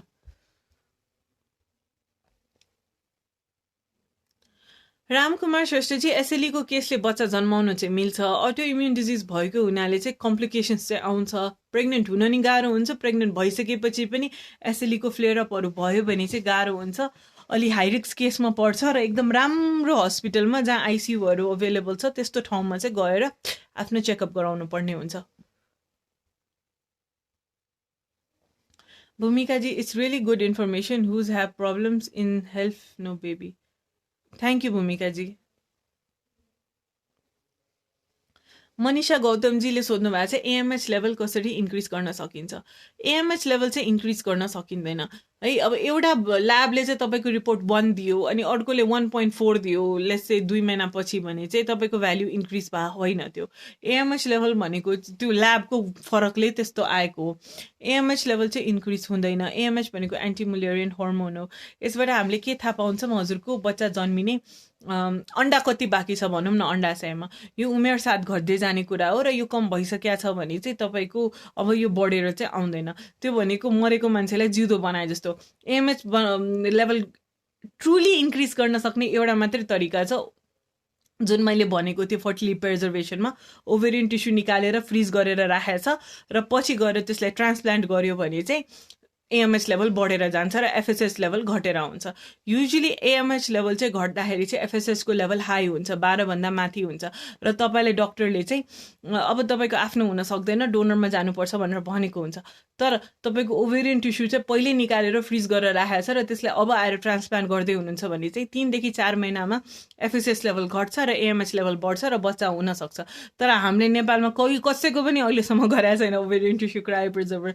अब 2019मा त्यसलाई चाहिँ गर्न मिल्छ भनेको छ। अब चाहिँ हामी नयाँ चरणमा चाहिँ त्यही नै गर्ने हो, सिक्ने हो अनि गर्ने हो सकेसम्म चाँडै। तर अब त्यो सुरु चाहिँ भइसकेको छैन कि अहिलेसम्म चाहिँ। सुमी मगर, डाक्टर मेरो नि 7 इयर्स भयो बियो भएको अनि अहिले बच्चा भएको छैन, आइयुआई गर्न कति लाग्छ डाक्टर? हजुर खर्चको लागि चाहिँ प्लिज वात्सल्यको पेजमा चाहिँ इनबक्स गरिदिनु होला, म आफै चाहिँ खर्चहरू चाहिँ डिस्कस गर्दिनँ। मिना मगरजी नमस्ते डाक्टर, एचएससी गरेको नर्मल आयो रिजल्ट, तर 3 मन्थ्स भइसक्यो प्रेग्नेन्ट भएको छैन, किन होला? एचएससी भनेको हजुरको नलीको पेटेन्सी मात्रै हेरेको हो। तपाईँको प्रेग्नेन्सी हुनको लागि चाहिँ अब हरेक महिलाको एउटा पाठेघर, 2टा नली र 2टा अन्डा चाहिँ हुन्छ र हरेक महिनावारीको बिचतिर एउटा अन्डा चाहिँ कि त राइट कि त लेफ्टबाट एउटा अन्डा ठुलो भएर आउँछ, त्यो फुट्छ र आएर नलीमा बस्छ 24 घन्टा जति, र 24 घन्टाभित्र चाहिँ तपाईँ र तपाईँको श्रीमान सम्पर्कमा बस्नुभयो भने चाहिँ श्रीमानले शुक्रकिट योनिमा छोड्नुहुन्छ र शुक्रकिट माथितिर जान्छ नलीमा अनि बच्चा बनाउँछ। अनि नलीबाट बच्चा जुन बन्छ त्यो पाठेघरमा आउन चाहिँ 1 हप्ता टाइम लाग्छ अनि पाठेघरमा टाँसिन्छ, 9 महिना हुर्किन्छ। तपाईँको समस्या एउटा नलीमा मात्रै भएर नलीको रिपोर्ट मात्रै राम्रो भएर हुँदैन, अन्डा चाहिँ राम्रो हुनु पर्यो, पाठेघर राम्रो हुनु पर्यो र श्रीमानको शुक्रकिट पनि राम्रो हुनु पर्यो। त्यो बाहेक पनि तपाईँको होर्मोनहरू कन्ट्रोलमा हुनु पर्यो, सुगरको रोग हुनु भएन, थाइरोइड हुनु भएन, प्रोल्याक्टिन हाई हुनु भएन। रूपराम तिरुवाजीले सोध्नु भएको छ आइभीएफ कस्ट कति लाग्छ टेन्टेटिभ, प्लिज लेट्स नो। कस्टको लागि चाहिँ हजुर वात्सल्यको पेजमा चाहिँ इनबक्स गरिदिनु होला प्लिज। नमस्ते गोकर्णजी। अधिकारी सृजनाजी आइभीएफको कस्टको लागि हजुर पनि इनबक्स नै गर्नु वात्सल्यको पेजमा। नमस्ते अस्मिताजी। रूपराम तिरुवाजी आइभीएफ चाहिँ जति एजसम्म पनि गर्न मिल्छ, लेट्स चाहिँ मैले चाहिँ गरेको 55-56 इयर्ससम्म चाहिँ गर्दा ठिकै हुन्छ। त्योभन्दा अलिक बुढो पेसेन्टमा चाहिँ गर्न अप्ठ्यारो मान्छु, किनभने अब एक त प्रेग्नेन्सी पनि ल 56 पछि चाहिँ मानौँ, ल 57 इयर्समा आएर तपाईँले आइभीएफ गर्नुभयो होइन, अनि प्रेग्नेन्ट हुनुभयो है, अब कति गाह्रो हुन्छ कि त्यो प्रेग्नेन्सी बोक्न पनि गाह्रो हुन्छ। त्यो एजमा आफै बुढेसकाल लागिसकेको हुन्छ, कति त्यो रोगहरू यत्तिकै पनि भइरहेको हुन्छ अनि बच्चा बोक्न नि गाह्रो, डेलिभरी गर्न नि गाह्रो। सो 55-56 पछि चाहिँ गर्न खासै मन लाग्दैन। तर अब जति चाँडै गरेको त्यति राम्रो नि, जति आफ्नो जिउ स्ट्रङ हुँदाखेरि यङ हुँदाखेरि गरेको त्यति राम्रो। तर तपाईँको 40 कटिसकेपछि चाहिँ आफ्नै अन्डाबाट चाहिँ आइभीएफ गर्न चाहिँ गाह्रो हुन्छ। गर्दै नमिल्ने त होइन, अब अन्डा छ भने चाहिँ हामीले गरेको पनि छ अनि प्रेग्नेन्सी पनि भएको छ। तर इनकेस अन्डाको सबैको हुन्छ भन्ने छैन। प्राय नेपालीहरूको त 40 पछि चाहिँ अन्डा चाहिँ खासै धेरै हुँदैन र युकेमा चाहिँ 37.5 पछि चाहिँ आफ्नो अन्डाबाट चाहिँ युजली लिँदैन, डोनर अन्डा लि भन्छ।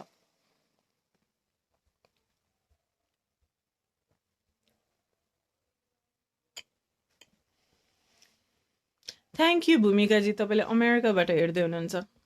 हाम्रो टन्नै पेसेन्ट अमेरिकाबाट पनि आउँछन्। ओके, श्रेया केसीजी नमस्ते डाक्टर, मेरो बच्चा नै बसेन, किन होला? यसको उपचार छ कि नै?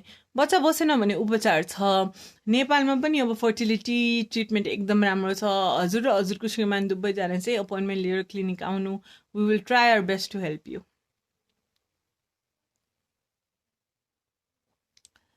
माही गुप्ताजी, त्यस्तो चुरोट्रक्सी बाहेक चाहिँ त्यस्तो के पनि छैन हजुरले खान नमिल्ने इम्प्लान्टेसनको दिनमा।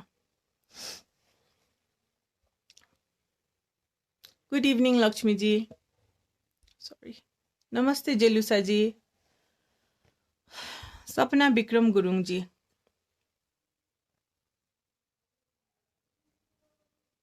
Best of luck सपनाजी।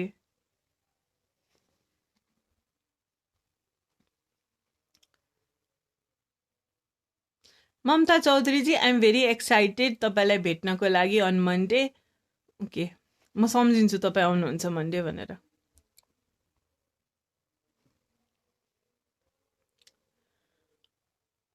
सुलोचनाजी मिल्छ 4 आवर्स 430 आवर्स कारमा ट्राभल गर्न मिल्छ तर बिचमा खुट्टा चलाइराख्नुपर्छ र पानी चाहिँ प्रशस्त खानुपर्छ। लक्ष्मी पोखरेलजी आइयुआई फेल भइसकेपछि के बेस्ट हुन्छ? आइयुआई तपाईँ 5-6 चोटि ट्राई गर्न मिल्छ। 5-6 चोटि नै फेल भयो भने चाहिँ you can go for IVF, अथवा फेल भएर तपाईँलाई धेरै फ्रस्ट्रेसन भइरहेछ भने अगाडि पनि आइभिएफ गर्न मिल्छ।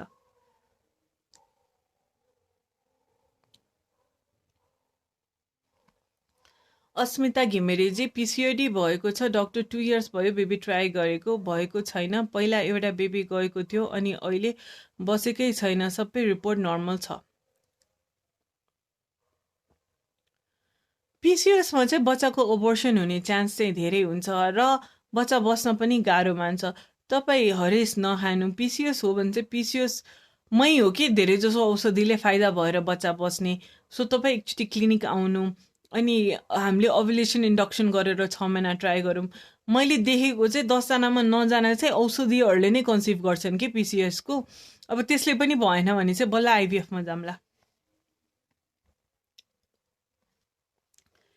सुमी मगर डक्टर नमस्कार, मेरो बिहे भएको 7 इयर्स भयो, विराटनगर चेकअप गरेको, थाइरोइड र प्रेगासी दबाई खाइरहेको छु, 2 मन्थ्स भयो, अहिले बसेको छैन, यो पछि आइयुआई गर्नु भनेको छ, कतिको सक्सेस हुन्छ? आइयुआईको सक्सेस रेट चाहिँ 20% हुन्छ। बिहे भएको 7 इयर्स भयो भने चाहिँ तपाईँले चाहिँ आइयुआई भन्दा चाहिँ आइभिएफको बारेमा पनि सोचे हुन्छ, किनभने आइयुआई चाहिँ पुरुषको कमीको लागि हो। अब हस्बेन्डकै कमी छ भने त आइयुआई ट्राई गर्न पनि मिल्यो, तर हस्बेन्डको कमी छैन र हजुरलाई के कारण छ त्यो थाहा छैन भने चाहिँ आइभिएफ चाहिँ बेटर अप्सन हुन्छ, किनभने आइभिएफमा चाहिँ सक्सेस रेट 60-70% छ। श्रेयाजी नमस्ते डक्टर, मेरो फर्स्ट बेबी भएको 9 इयर्स भयो, सेकेन्ड प्लानिङ गरेको बसेन, चेकअप गरेको एउटा ट्युब ब्लक छ, अब के गर्ने? जुन ट्युब तपाईँको नर्मल छ त्यो ट्युबबाट चाहिँ नेचुरली ओभुलेसन हुँदाखेरि चाहिँ त्यो महिनामा चाहिँ प्रेग्नेन्सी ट्राई गर्ने। यसको लागि चाहिँ तपाईँ फर्टिलिटी क्लिनिकमा देखाउनु भयो अनि गाइडेन्समा गर्नुभयो भने चाहिँ तपाईँलाई कुन महिना ट्राई गर्ने त्यो चाहिँ अलि राम्ररी थाहा हुन्थ्यो र कहिले सम्पर्कमा बस्ने त्यो चाहिँ हामीले तोकेर भन्न सक्थ्यौँ। अब एउटा बच्चा छँदैछ भने चाहिँ अर्को बच्चाको लागि चाहिँ आइभिएफै गर्नुपर्छ भन्ने छैन, तर अब धेरै एज भइसक्यो अनि जसरी भए पनि चाहिएको छ भने त्यो पनि एउटा अप्सन अभाइलेबल छ। नमस्ते प्रकाशजी।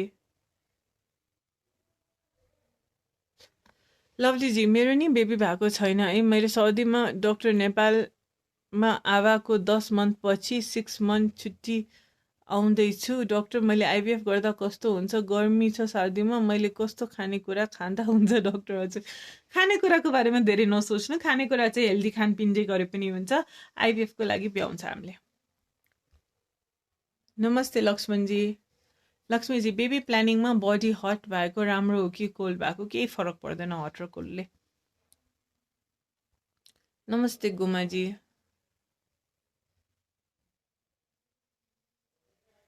जय महर्जिनजी हिस्ट्रोस्कोपी गरेको नेक्स्ट साइकलमै आइभिएफ गरेको राम्रो हुन्छ।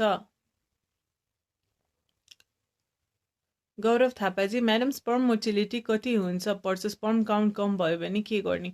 स्पर्म काउन्ट चाहिँ कम्तीमा 15 मिलियन, मोटिलिटी 40%, प्रोग्रेसिभली मोटाइल 32% र नर्मल मोर्फोलोजी 4% चाहिन्छ।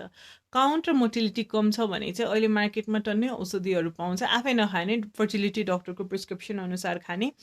अनि त्यो मेडिसिनहरूले चाहिँ 3 महिना खाइसकेपछि कतिजनामा चाहिँ धेरै सुधार ल्याउँछ, कतिमा ल्याउँदैन।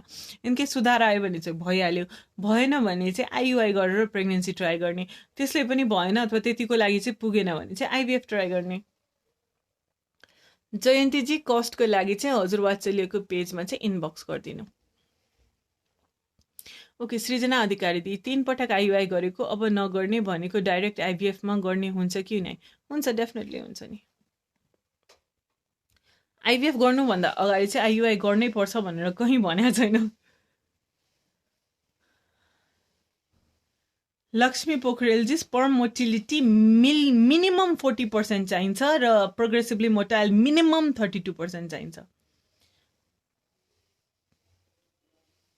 बबिताजी विन्टर र समरले चाहिँ आइभिएफमा खासै केही फरक पार्दैन, हजुर जहिले कम्फर्टेबल फिल गर्नुहुन्छ गर्दा हुन्छ। अर्जुनजी म्याम नमस्ते, प्रेग्नेन्सीमा थाइरोइडले कतिको असर गर्छ? थाइरोइडको औषधि खाइरहेको छु, औषधि थप गर्नुपर्छ कि नै? थाइरोइडले धेरै फरक पर्छ प्रेग्नेन्सीमा। थाइरोइड कन्ट्रोलमा छैन भने बच्चा बस्न गाह्रो मान्छ, फर्टिलाइजेसन रेट कम हुन्छ, बसिसकेपछि अबोर्सनको चान्स हाई हुन्छ, अनि इनकेस बच्चा अबोर्सन भएन भने पनि बच्चाको इन्टेलिजेन्स निकै कम हुन्छ। थाइरोइड कन्ट्रोलमा छ भने चाहिँ प्रेग्नेन्सीको चान्स बढ्छ, फर्टिलाइजेसन रेट हाई हुन्छ, अबोर्सनको रिस्क कम हुन्छ, र बच्चा जन्मेको बच्चा चाहिँ स्मार्ट बच्चा हुन्छ। रामकुमार श्रेष्ठजी, डक्टर एसएली केसले आइभीएफ गर्न मिल्छ र? हजुर मिल्छ, तर अब अलिकति प्रोटोकल चाहिँ डिफ्रेन्ट हुन्छ। प्रकाशजी, हैरान नहुनु, हजुर आउनु मेरो क्लिनिक। जलजलाजी, मेरो हस्बेन्ड काउन्ट कम छ, 3 मात्रै, यस्तो बेलामा औषधिले बस्छ कि बस्दैन? 3 मात्रै छ भने त बस्दैन, हजुरले आइभीएफ गर्नुपर्ने हुन्छ। बिना राज भडेल, गुड इभिनिङ डक्टर। हस्बेन्डमा डायबिटिज छ र मेडिसिन युज गरेको छैन भने प्रेग्नेन्ट हुन्छ कि हुँदैन? शुक्रकिट ठिक छ भने त हुन्छ, तर डायबिटिजको असरले चाहिँ शुक्रकिट बिग्रिसकेको छ भने चाहिँ हुँदैन।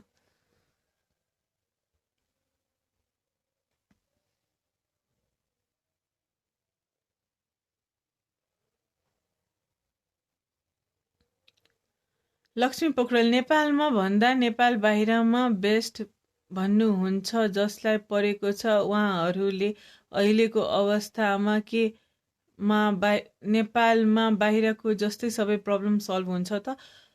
होइन, नेपालभन्दा बाहिर चाहिँ राम्रो ट्रिटमेन्ट हुने होइन। नेपालमा हाम्रो सेन्टरमै बाहिर जस्तै ट्रिटमेन्ट हुन्छ, खालि ओभेरियन क्रायो प्रिजर्भेसन चाहिँ अहिले नेपालमा सुरु भइसकेको छैन।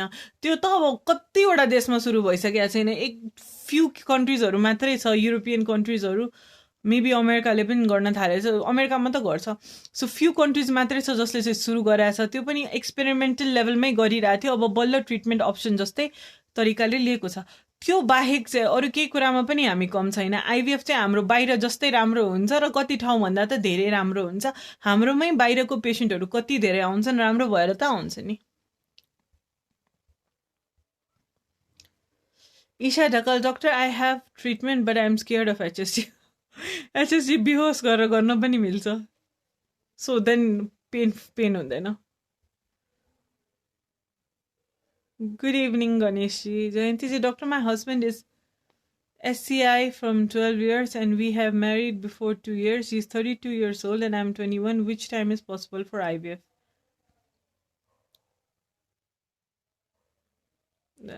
जुन बेला गरे पनि हुन्छ।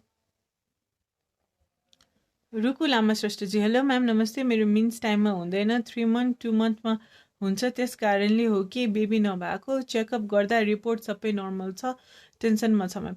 तपाईँको रिपोर्ट सबै नर्मल हुनै सक्दैन, नभए मिन्स रेगुलर हुन्थ्यो। मिन्स इरेगुलर भएकै भनेको तपाईँको केही हर्मोनको गडबडी छ, त्यो पक्कै थाहा पाउन सकेका छैन। तपाईँ आउनु, एकचोटि राम्ररी वर्कअप गरौँ अनि तपाईँलाई के कारणले यस्तो भएको भनेर मलाई भन्न सजिलो हुन्छ। नमस्ते गगनजी। लक्ष्मी पोखरेल पौडेलजी, कुनै प्रब्लम छैन, आइभीएफमा 60-70% छ भनेपछि त आइभीएफ बेस्ट होला जस्तो लाग्यो। सो आइभीएफको कस्ट हजुर यहाँ एक्सप्लेन गर्नु हुँदैन, तर प्रोसेस अनि के गर्नुपर्छ अनि कति टाइम रेस्ट गर्नुपर्छ, सबै चिज चिजमा छुट्टी लिएर बस्नुपर्छ। हो, यही हो सबभन्दा धेरै सोध्ने क्वेसन। आइभीएफको प्रोसेस भनेको महिनावारीको दोस्रो दिनदेखि चाहिँ 10-12 दिन इन्जेक्सन लगाउनुपर्छ, त्यसपछि बेहोस गरेर तपाईँको अन्डा बाहिर निकालिन्छ, जिउभन्दा बाहिर बच्चा बनाउँछ।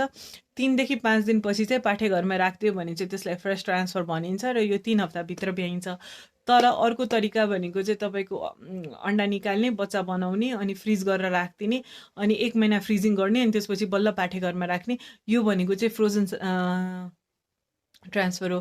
फ्रोजन ट्रान्सफरमा चाहिँ सक्सेसको चान्सेस 60-70% अथवा अनि फ्रेस ट्रान्सफरमा चाहिँ 55% जति हुन्छ। सो फ्रोजन चाहिँ अलिकति फ्रेस भन्दा राम्रो हो। रेस्ट चाहिँ पटक्कै चाहिँदैन, जब छोड्नु पर्दैन, छुट्टी लिनु पर्दैन, आफ्नो सबै नर्मल काम गर्ने, खालि भनेको टाइममा चाहिँ क्लिनिकमा आएर एउटा इन्जेक्सन लगाएर गइदिने, त्यति हो। नमस्ते Santosh Rai. निर्जलाजी, artificial ट्विनिङ is possible होइन, तर अब आइभीएफमा ट्विन्स बस्ने सक्ने सम्भावना चाहिँ 30-40% हुन्छ। चेतन ओलीजी, म्याम गुड इभिनिङ, म दाङदेखि। हाम्रो बिहा भएको 4 वर्ष भइसक्यो, बेबी कन्सेप्ट नै हुँदैन, अनि मेरो बुढी सेक्स टाइममा राइट दुख्छ भन्छ, के भएको होला, प्लिज सजेस्ट गरिदिनु। सो अब सेक्स टाइममा राइट साइडमा दुख्छ भने चाहिँ मेबी उहाँलाई चाहिँ के इन्फेक्सन भइरहेछ पाठेघरभित्र होइन, अथवा नलीहरूतिर। सो एकचोटि चेकअप गराउनु उहाँको चाहिँ। अनि तपाईँ आफ्नो पनि गर्नु कि यो इन्फर्टिलिटी, बच्चा नहुनु भनेको कपालको प्रब्लम हो। हामी कहिले फिमेलको प्रब्लम सोचिरहेको हुन्छ, तर पुरुषमा पनि समस्या भइरहेको हुन्छ। सो एकचोटि चाहिँ तपाईँ दुवैजना चेकअप गराउनु। हाम्रो शाखा चाहिँ नेपालगञ्जमा पनि छ, तपाईँलाई जहाँ सजिलो हुन्छ, नेपालगञ्ज अथवा हाम्रो यता नक्सालमा। गौरव थापाजी, आइभीएफमा मेल पार्टनर नै स्पर्म युज गर्छ। तपाईँले बच्चा जुन केही डाउट लाग्छ भने चाहिँ बच्चाको जिन टेस्ट गरेर हेरे हुन्छ, आफ्नै बच्चा हुन्छ। हजुरलाई नसोधिकिन डोनर राख्ने भन्ने कुरै हुँदैन। हजुरको पर्मिसन छ, त्यस्तै इन्डिकेसन छ। अब मानौँ हजुरको स्पर्मै छैन, डोनर बाहेक अरू अप्सन छैन भने चाहिँ हजुरलाई सोधेर कागज साइन गराएर बल्ल डोनर राखिन्छ। अदरवाइज तपाईँको आफ्नै हुन्छ, तपाईँले जेनेटिक टेस्ट गरेर पनि हेरे हुन्छ। आरती थापा, दिदी मेरो पनि बेबी भएको छैन, धेरै उपचार गरेँ तर भएन, अब हामी चाँडै आउँदैछौँ हजुरको हस्पिटल। ओके आरतीजी, म सम्झिन्छु है हजुरको नाम, धेरै आश बोकेको छु। हामी पनि बेस्ट ट्राई गरौँला हजुरको हेल्प गर्न। राता भुषालजी, एकतिरको ओभरी मात्रै हुँदा कति एग उत्पादन हुन्छ? एग बढाउने मेडिसिन हुन्छ कि हुँदैन? एग बढाउने सङ्ख्या चाहिँ बढाउन सकिँदैन, एगको साइज बढाउन सक्ने औषधि चाहिँ हुन्छ। तपाईँको दुइटै ओभरीमा हुने चाहिँ तपाईँको मिलियन्समा एग्स हुन्छ, तर हरेक महिना चाहिँ निस्किने भनेको 20वटा हो, 10वटा यता 10वटा यता। त्यसमध्ये चाहिँ एउटा चाहिँ बच्चा बनाउने क्षमताको हुन्छ, अनि भएन भने चाहिँ 20वटै खेर जान्छ, अर्को महिना फेरि नयाँ 20वटा हुन्छ।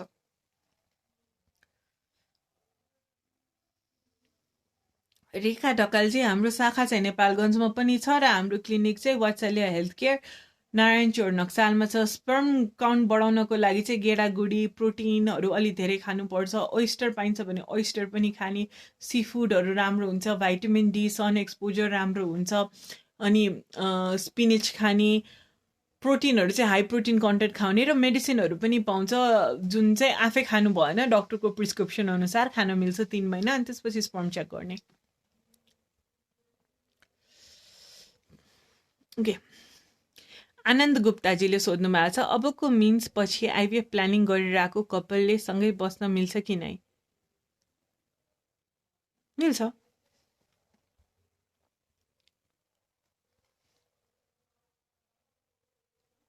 लिना राई चाहिँ हजुर कुन उद्देश्यले आउनुहुन्छ त्यसमा भर पर्छ। हजुर आइभीएफ गर्ने भनेर आउनुहुन्छ नि त म आइभीएफ गरिदिन्छु। हजुर आइयुआई गर्ने भनेर उद्देश्यले आउनुहुन्छ भने आइयुआई गर्छु।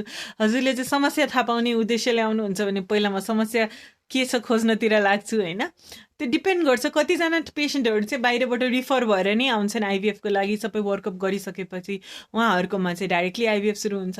कतिजना चाहिँ अब फर्स्ट टाइम नै देखाउन आइरहेको हुन्छन्, त उहाँहरूको त के आइभीएफ गर्नु, पहिला चाहिँ चेकअप हुन्छ। कतिजना त हाम्रो नेचुरल प्रेग्नेन्सी पनि त्यति धेरै नै हुन्छ जति धेरै आइभीएफ हुन्छ।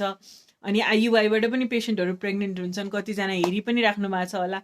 आइभीएफ सेन्टर चाहिँ हामी एकदम राम्रो हो, तर हामी आइभीएफ मात्रै गर्ने चाहिँ होइन, जसलाई जे चाहिन्छ त्यही नै गर्छौँ। मुकेश नेपाली, मेरो वाइफको एएमएच 1.93 छ, एज चाहिँ 28 भयो, यो नर्मल हो कि होइन? एएमएच नर्मल चाहिँ 2 to 6 हो। अब तपाईँले कहाँ गराउनु भएको छ, ल्याब अनुसार पनि भ्याल्यु के आइरहेको हुन्छ। एकचोटि क्लिनिक लिएर आउनु न, म एकचोटि डे 2मा स्क्यान गरेर भनिदिन्छु हजुरको वाइफ नर्मल हुनुहुन्छ कि हुनुहुन्न भनेर। अल्ट्रासाउन्ड चाहिँ एकदम एक्युरेट हुन्छ। वासना भाइ डक्टर, प्रेग्नेन्सीको ट्राई गरेको बेलामा स्कुटी केही असर पर्दैन चलाउनु, धेरै गडलाङ गुडलुङ बाटो नहिँड्नु। नितुजी डक्टर नमस्ते, म नितु। हामीले बिएच प्रोफाइल नि टेस्ट गरेको छ, सब नर्मल थियो।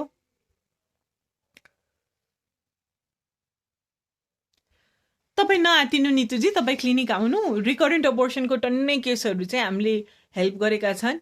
रिकरेन्ट अबोर्सन अलिक गाह्रो हुन्छ, कहिलेकाहीँ चाहिँ हामी पनि के पनि औषधि दिँदा पनि रिजल्ट आउँदैन, त्यो पेनफुल हुन्छ। तर लाइक एकजना पेसेन्ट चाहिँ रिकरेन्ट अबोर्सन 3-4 चोटि भएर म कहाँ आउनु भएको थियो। फर्स्ट प्रेग्नेन्सीमा चाहिँ आई ट्राइड, मैले बेस्ट ट्राई गरेँ, तर त्यो बच्चा जोगाउन सकेन। त्यसपछिको जुन नेक्स्ट प्रेग्नेन्सी छ अहिले 7 महिना पुगिसक्यो, एन्ड आई थिङ्क अब चाहिँ डेलिभरी पनि हुन्छ, सबै राम्रो हुन्छ।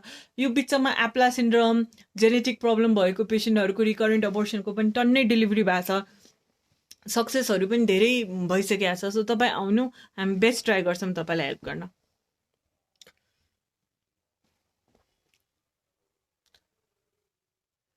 ईशा ढकाल, डाक्टर मैले अरू ठाउँ पनि चेकअप गराउन खोजेको बट अलि पर्सनलाइज काउन्सिलिङ भएन। हाउ इज इट इन वेस्टेलिया? We need support at this page, I am really worried. वात्सल्यमा चाहिँ पर्सनलाइज काउन्सिलिङ नै हुन्छ। तपाईँको अपोइन्टमेन्ट सिस्टम हुन्छ, अपोइन्टमेन्ट लिएर आउनुहोस् अनि तपाईँले जति टाइम, अब हजुरको फर्स्ट भिजिटमा चाहिँ जबसम्म हामीले प्लान बनाउँदैनौँ कि तपाईँले अलि राम्ररी नै कुरा गर्न पाउनुहुन्छ। अनि पछि पनि पाइन्छ, त्यस्तो केही छैन, पर्सनलाइज काउन्सिलिङ नै हुन्छ, खालि अपोइन्टमेन्ट सिस्टम छ, अपोइन्टमेन्ट अनुसार आउनुपर्ने हुन्छ। रेखाजी, वात्सल्य हेल्थ केयर, नारायणचोर नक्साल। निशाजी, मिल्छ एचएससी, एकपटकभन्दा धेरै गर्न मिल्छ। शान्ति गिरिजी, हाम्रो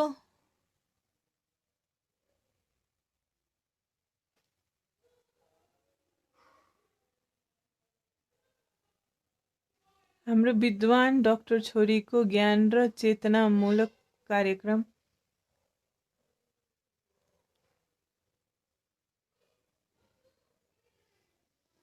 ओके, थ्याङ्क यू शान्तिजी। ओके, सुशान्त शर्माजी, थाइरोइडको मेडिसिन खाएको बेलामा बेबी कन्सिभ हुन्छ कि हुन्न? हुन्छ, डेफिनेटली हुन्छ। अहिले चाहिँ थाइरोइड नर्मल छ भने चाहिँ तपाईँको प्रेग्नेन्सीको चान्स पनि हाई हुन्छ। आइयुआईमा पनि इफ स्टिमुलेसन गरेको छ, आफ्नै बनेको अन्डा छ भने त ट्विन्स खासै हुँदैन, तर त्यो हुन्छ नि औषधिहरू खुवाएर अन्डा बनाएछ अथवा इन्जेक्सन लगाएर बनाएछ भने चाहिँ ट्विन्सको चान्स मोर हुन्छ। 13% हुन्छ आइयुआईमा ठ्याक्क भन्दाखेरि। विनिशा आचार्य भट्टराईजी, नमस्ते म्याम, हजुरहरूको शाखा पूर्वमा पनि छ, म झापाबाट हो। हाम्रो शाखा नेपालगञ्जमा छ र अहिलेको लागि चाहिँ काठमाडौँ र नेपालगञ्ज मात्रै हो। ईशा ढकालजी, doctor ma'am, period is timely but period सुरु भएको 4 दिनपछि मात्रै सेकेन्ड डे जस्तो ब्लिडिङ हुन्छ। Is it the reason for not being conceive? No, त्यो एकदम एबनर्मल पिरियड प्याटर्न होइन, त्यो ठिकै हो। नमस्ते श्यामजी। निर्जलाजी, आइयुआई र आइभीएफ टोटली फरक कुरा हो। आइयुआई भनेको पुरुषको शुक्रकिटको कमजोरीको लागि गर्ने हो। कमजोर शुक्रकिटलाई चाहिँ एउटा सेन्ट्रिफ्युज मसिनमा राखेर अलिकति राम्रो बनाएर त्यो शुक्रकिटलाई पाठेघरभित्र राखिदिने हो। त्यो शुक्रकिट त्यहाँबाट नलीमै जाने हो, नलीमै बच्चा बनाउने हो, बच्चा पाठेघरमै आउने हो। प्रेग्नेन्सीको चान्स जम्मा 20% हुने हो। आइभीएफ भनेको चाहिँ जिउभन्दा बाहिर नै बच्चा बनाइदिने अनि बनेको बच्चालाई चाहिँ लट्टास भनेर पाठेघरमा राखिदिने। सो त्यही भएर सक्सेस रेट पनि 60-70% हुन्छ। ओके अस्मिताजी, looking forward to meeting you next week. नमस्ते सन्तोषजी। रामकुमार श्रेष्ठजीले सोध्नु भएको छ, doctor my first baby 8 years भयो, सेकेन्ड बेबी 2 इयर्स अगाडि 30 विकमा आइएफटी भयो। My wife is SLE case, pressure छ, त्यही भएर बच्चा बनाउन मिल्छ कि मिल्दैन होला डाक्टर साहब? एकचोटि लिएर आउनु न रेकर्डहरू, अहिले हेरौँ न। अहिले फ्लेयरको टाइम छैन भने त सकिन्छ होला। लक्ष्मीजी, म्याम मेरो मिसक्यारेज हुन्छ 3 टाइम्स भयो, 4 इयर्स अफ म्यारेज, मेरो प्रब्लम के होला? ओके, रिकरेन्ट मिसक्यारेजको बारेमा मैले अगाडि कुरा गराएको थिएँ, अलिकति रिभाइन्ड गरेर हेर्नु होला। म तपाईँलाई डेफिनेटली हेल्प गर्न सक्छु। तपाईँ र तपाईँको श्रीमान चाहिँ आफ्नो सबै डकुमेन्ट्स लिएर एकचोटि आउनु न। ओके, मगरजी, डाक्टर नमस्ते, म केटिएम लाजिमपाटदेखि आइयुआई पहिले नै गरेँ, बसेन, फेरि आइयुआई गर्नलाई एचएससी गर्नुपर्छ कि पर्दैन? अब हजुरकोमा आउन लागेको छु। एचएससीको यति अगाडि गर्नुभएको छ, त्यसमा भर पर्छ। अब छ एचएससीको रिपोर्ट भने त फेरि किन गर्नु पर्यो र? धेरै पुरानो छ भने चाहिँ गरौँला।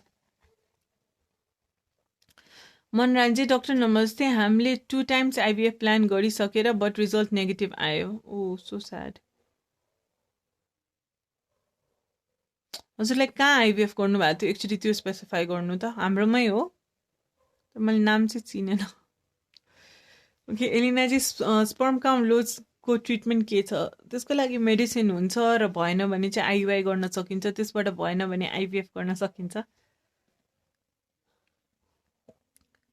ओके, रजनी श्रेष्ठजी, नमस्कार डाक्टर, 2वटै ट्युब ब्लक भए के गर्ने, कसरी सल्भ गर्ने? दुईवटै ट्युब ब्लक छ भने कि त अपरेसन गर्ने कि त आइभिएफ गर्ने। अपरेसनबाट मैले खासै फाइदा चाहिँ देख्दिनँ, किनभने अपरेसन गर्ने, अपरेसनको कस्ट, जिउलाई दुःख, अनि त्यसपछि 6 महिनासम्म बच्चा भएन भने चाहिँ आइभिएफमै जानुपर्छ। सो त्योभन्दा बेटर अप्सन चाहिँ टेस्ट ट्युब बेबी अथवा आइभिएफ हो, जसमा चाहिँ हजुरले अब अन्डा निकाल्ने बाहिर, शुक्रकिट निकाल्ने बाहिर, बच्चा बनाउने अनि पाठेघरभित्र राख्ने। थ्याङ्क यू अजय दी। ओके, सृजना डङ्गोलजी, डक्टर नमस्ते, थाइरोइड टेस्ट कति कति मन्थमा गर्नुपर्छ? मन्थली। जलजला अधिकारीजी, हजुरकोमा आइभिएफ गर्न आउँछौँ म, हजुरकोमा मैले मेरो रिपोर्ट पठाउँदा हुन्छ हजुरको आइडीमा? हुन्छ, मेरो डाक्टर स्वाति कुमारीको पेजमा चाहिँ हजुर मलाई मेसेज गरिदिनु तपाईँको रिपोर्टहरू। मलाई अलिक टाइम लाग्न सक्छ रिप्लाई गर्नलाई, किनभने पहिला सुरु जस्तो चाहिँ छैन, अहिले धेरै मेसेज आउँछ, दिनभरि काम पनि हुन्छ। सो भ्याएको बेलामा म हेरेर तर रेस्पोन्स चाहिँ गरिदिन्छु। मेरो पेजमा पठाउनु भयो भने मैले आफैले हेरेर गरिदिन्छु। ओके, सुलुसना काफले, आफ्टर आइभिएफ के खानुपर्छ? मिट खानुहुन्छ कि हुन्छ? मिट खानु त राम्रो नि, किन नखाने, प्रोटिन हुन्छ त्यसमा। नमराज मैनालीजी, छोरा नै पाउने केही उपाय? छोरा पाउने केही उपाय छैन नेपाल इन्डियामा। 50% चान्स छोरा, 50% चान्स छोरी। सुस्मिता तामुजी, नमस्ते म्याम, मेरो मिन्स भएको 3rd डेमा स्टप हुन्छ अनि फेरि 7 डेमा ब्लिडिङ हुन्छ, अनि मेरो मेन बेबी प्लानिङ टाइम कुन डे हुन्छ होला? पहिला हजुरको हर्मोन प्रोफाइलिङ गरौँ त, वाइ तपाईँको मिन्स यसरी हुन्छ, तपाईँलाई केही प्रब्लम छ कि होइन? प्रब्लम छैन भने चाहिँ म हजुरको त्यो फलिकुलर ग्रोथ हेरेर भन्छु। ओके, थाकिन आँट्यो। ओके, कृजनजी, नमस्ते डाक्टर साहब, छोरी मान्छेले महिनावारीको बेला लगायत 3-4 महिनासम्म ब्लड देखा पर्नु के कारण होला? हर्मोनको प्रब्लम हुनसक्छ। हर्मोनकै प्रब्लम हो हजुर, एकचोटि क्लिनिक आउनु, कि त पाठेघरमा मासु पनि हुनसक्छ। सो यो हर्मोनको हो कि मासु हो होइन? एकचोटि क्लिनिक आउनु, हर्मोन प्रोफाइल गरौँ, अल्ट्रासाउन्ड गरौँ, अनि त्यसपछि कुरा गरौँला। गौरव थापाजी, आइभिएफ, आइयुआई र नर्मल बच्चामा केही फरक हुँदैन, उत्तिकै हेल्दी हुन्छ है। गलत फहमीहरू धेरै छ आइभिएफ र आइयुआईलाई लिएर, त्यस्तो नसोच्नु। Most welcome रजनीजी। सृजना डङ्गोलजी, अस्ति थाइरोइड टेस्ट गर्नुपर्ने हजुरले भन्नु भएन। मैले भनेन भने चाहिँ अब नेक्स्ट भिजिटमा हामी कुरा गरौँला। थाइरोइड टेस्ट चाहिँ महिनामा चाहिँ प्रेग्नेन्ट यस्तो हो, थाइरोइड टेस्ट चाहिँ इफ एबनर्मल छ भने चाहिँ, महिनामा गर्नु पर्दैन। इफ एबनर्मल रिपोर्ट आएको छ भने चाहिँ अनि मेडिसिनले चाहिँ हामीले कन्ट्रोल गर्दैछौँ भने चाहिँ महिनामा चाहिँ हेरिराख्नुपर्छ, कहिले चाहिँ कन्ट्रोलमा आउँछ होइन। सिरु आस्था अधिकारीजी, डक्टर नमस्ते, महिनावारी नै हुँदैन, के गरे महिनावारी खुलाउने होला?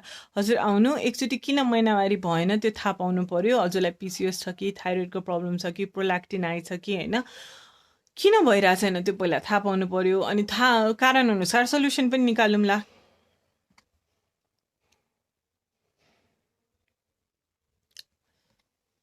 सुधीर चौधरीजी, हेलो म्याम नमस्ते, हाम्रो 2 वर्षदेखि बच्चा बसिरहेको छैन।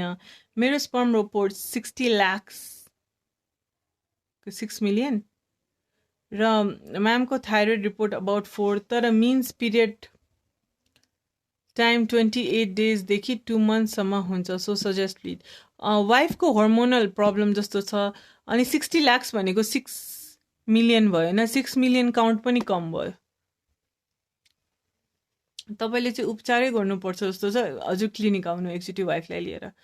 लिना राई, डक्टरजी मेरो बिहे भएको 9 इयर्स भयो, कति ठाउँ चेकअप गरिसकेँ, आइयुए नै गरेँ तर नि भएन, फेरि महिनावारी नै टाइममा हुँदैन, औषधि खाँदा मात्रै हुन्छ, के कारणले हो र? हर्मोनको गडबडी। महिनावारीको गडबडी भनेकै हर्मोनको गडबडी। प्लिज भनिदिनु, अलिक पछि हजुरको क्लिनिकमा आउँछु। हर्मोनको गडबडी छ, हर्मोनको गडबडी, कुन हर्मोनको गडबडी मलाई थाहा छैन, त्यसको लागि चाहिँ हजुरले मलाई देखाउनै पर्ने हुन्छ।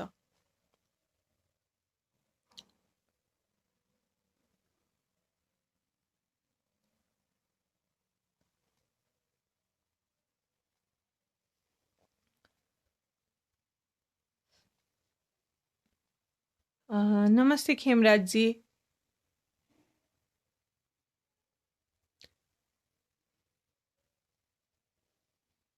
Okay, looking forward to meet you soon रजनीजी। ओके, अब लास्ट क्वेसन है, यसपछि चाहिँ भन्दा बबिताजीले डक्टर मेरो ट्युब ब्लक थियो, मैले ल्याप्रोस्कोपी र हिस्ट्रोस्कोपी गरिसकेँ, अहिले 16 मन्थ्स भयो, बट प्रेग्नेन्सी भएन, एज 36 क्रस भइसक्यो, म क्लिनिक आउँछु आइभीएफ गर्न हो, आउने बित्तिकै कमिङ मन्थमा माई आइभीएफ गर्न मिल्छ होला? हजुर डे 2 मा आउनुभन्दा अगाडि चाहिँ एचआइभी, एसपिएसएजी, एनटिएससिभी, भिडिआरएल टेस्ट आफ्नो र आफ्नो हस्बेन्डको, थाइरोइडको टेस्ट आफ्नो र एउटा सुगरको टेस्ट आफ्नो गराएर रिपोर्ट बोकेर आउनुभयो भने चाहिँ पिरियडको दोस्रो दिनमा आउँदाखेरि चाहिँ सुरु गर्न मिल्छ।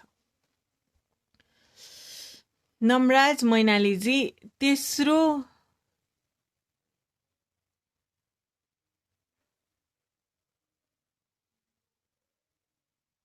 तेस्रो सिजारियन गराएर बच्चा जन्माउन सकिन्छ, नसकिने चाहिँ होइन। 2 चोटिभन्दा धेरै सिजारियन गर्नु पर्दाखेरि चाहिँ अलिकति रिस्की चाहिँ हुन्छ। तपाईँले त्यो रिस्क बुझ्नु भएको छ भने चाहिँ राम्रो ठाउँमा चाहिँ अपरेसन गराउन मिल्छ। आनन्द सुब्बाजी, आइयुआई आफ्टर 40 इयर्स त खासै काम लाग्दैन, आइभीएफ चाहिँ गर्न सकिन्छ। नानु छेत्रीजी, एचएसटी चाहिँ दुख्ने जाँच नै हो, त्यो दुख्छ नै, त्यो म केही गर्न सकिनँ। सिरुजी, डक्टर ल्याब, तर बेहोस गरेर गर्ने अप्सन पनि छ कि, त्यस्तै दुखाइ सहन नसक्ने हो भने चाहिँ बरु बेहोस गरेर गरौँला नि त। सिरु आस्था अधिकारीजी, डक्टर ल्याब रिपोर्ट सबै नर्मल छ, बट महिनावारी हुँदैन, जति टाइमसम्म मेडिस खाए नि यति टाइम हुँदैन। त्यस्तो तपाईँहरूलाई लाग्छ होइन, ल्याब रिपोर्ट सबै नर्मल छ, तर मैले त्यसरी पेसेन्ट भेट्दाखेरि चाहिँ युजली सबै टेस्टै भए हुँदैन कि। सो त्यही भएर एकचोटि चाहिँ क्लिनिक नै आउनु कि। अब मैले सोचेको टेस्ट एउटा हुन्छ, अब हिमोग्लोबिनको टेस्ट जस्तो लाइक मैले चाहिँ फेस गरेको प्रब्लम है, अब पेसेन्ट हिमोग्लोबिनको रिपोर्ट बोकेर मेरो रिपोर्ट नर्मल छ तर मेरो बच्चा हुँदैन, अब हिमोग्लोबिन र प्रेग्नेन्सीमा के रिलेसन? सो त्यही भएर चाहिँ तपाईँको पहिला कि त टेस्टहरू सबै पठाइदिनु, म हेर्छु तपाईँको हुनुपर्ने सबै टेस्ट भएको छ कि छैन, अथवा तपाईँ आउनु क्लिनिक, बेटर चाहिँ आउनु पर्सनमा। सुनिताजी, नमस्ते डक्टर, मेरो कोही बेला सेतो पानी आइबस्छ, के गर्ने होला? लगभग महिनावारीको 14-15 दिनतिर चाहिँ अलिकति डिस्चार्ज चाहिँ जसको पनि बेसी हुन्छ, र महिनावारी सुरु हुनुभन्दा अगाडि पनि अलिकति सेतो पानी बाक्लो खालको जाने चाहिँ नर्मलै हो। कसैको चाहिँ यत्तिकै पनि अलिकति बढी जान्छ, कसैलाई चाहिँ इन्फेक्सन अथवा समस्या नै हुन्छ। इन्फेक्सन थाहा पाउनको लागि चाहिँ त्यो एकदम गनाउने, पहेँलो खालको, पेट दुख्ने त्यस्तो छ भने, अथवा चिलाउने भने चाहिँ त्यो इन्फेक्सनको सङ्केत हो। तपाईँ एकचोटि देखाएकै राम्रो, तपाईँलाई डाउट लाग्छ भने। ओके, सो अब चाहिँ म अलिक थाकेँ। आई होप आजको फेसबुक लाइभबाट चाहिँ हजुरहरूलाई चाहिँ फाइदा भयो। तपाईँहरूले चाहिँ अलिकति फर्टिलिटी प्रिजर्भेसनको बारेमा पनि बुझ्नुभयो। म चाहिँ उसाइड के अरे त्यो ओभरियन टिस्यु क्रायो प्रिजर्भेसनको बारेमा कुरा गर्न अलिक एक्साइटेड थिएँ, किनभने त्यो एउटा नयाँ टेक्निक हो र चाँडै सिकेर त्यो नेपालमा इम्प्लिमेन्ट गर्ने पनि प्लान छ। अनि अरू कुराहरू त हामी गरि नै रहेछौँ, एम्ब्रियो बनाएर फ्रिजिङ गर्ने र एग फ्रिजिङ गर्ने, स्पर्म फ्रिजिङ गर्ने। अब कस्तो पेसेन्टहरूले त्यस्तो गर्नुपर्ने हुन्छ त्यो सबै मैले आफ्नो फेसबुक लाइभबाट चाहिँ बुझाउन ट्राई गरेँ। आई होप हजुरहरूले चाहिँ यो हेर्नुभयो र तपाईँहरूलाई यसबाट चाहिँ केही ज्ञान भयो। हजुरहरूलाई फर्दर केही क्वेसन्स छ जुन चाहिँ मैले अहिले आन्सर गर्न सकिनँ भने चाहिँ मेरो फेसबुक पेज डक्टर स्वाति कुमारीमा सोधे हुन्छ, अथवा वात्सल्यकै पेजमा सोधे हुन्छ, अथवा कस्ट रिलेटेड केही जानकारी चाहिएको छ भने चाहिँ वात्सल्यको पेजमा इनबक्स गरिदिनु होला। अनि हाम्रो युट्युब च्यानल छ, युट्युबमा पनि हेरिदिनु होला। वात्सल्यको युट्युब च्यानल पनि छ, मेरो पर्सनल च्यानल पनि छ, डक्टर स्वातिज वुमेन्स हेल्थ भन्ने। अनि हामीलाई इन्स्टाग्राम, फेसबुक सबैमा फलो गरिदिनु होला। हामीले अगाडि पनि धेरै फेसबुक लाइभहरू गरेका छन् जुन चाहिँ टपिक वाइज लिस्टेड पनि छ। सो हजुरलाई मानौँ पिसिओसको प्रब्लम छ अनि अहिले सोध्न पाउनु भएन भने चाहिँ ब्याक गएर त्यो भिडियो हेरेर पनि हजुरको कतिवटा क्वेरी सल्भ हुनसक्छ। सो अनि अझै केही टपिकको बारेमा डिस्कस गर्न मन छ भने चाहिँ हजुरहरू कि त मेसेजमा लेख्नु कि त हामीलाई मेसेज गरिदिनु, हामीले त्यही टपिक लिएर नेक्स्ट टाइम आएर कुरा गरौँला। Okay, thank you.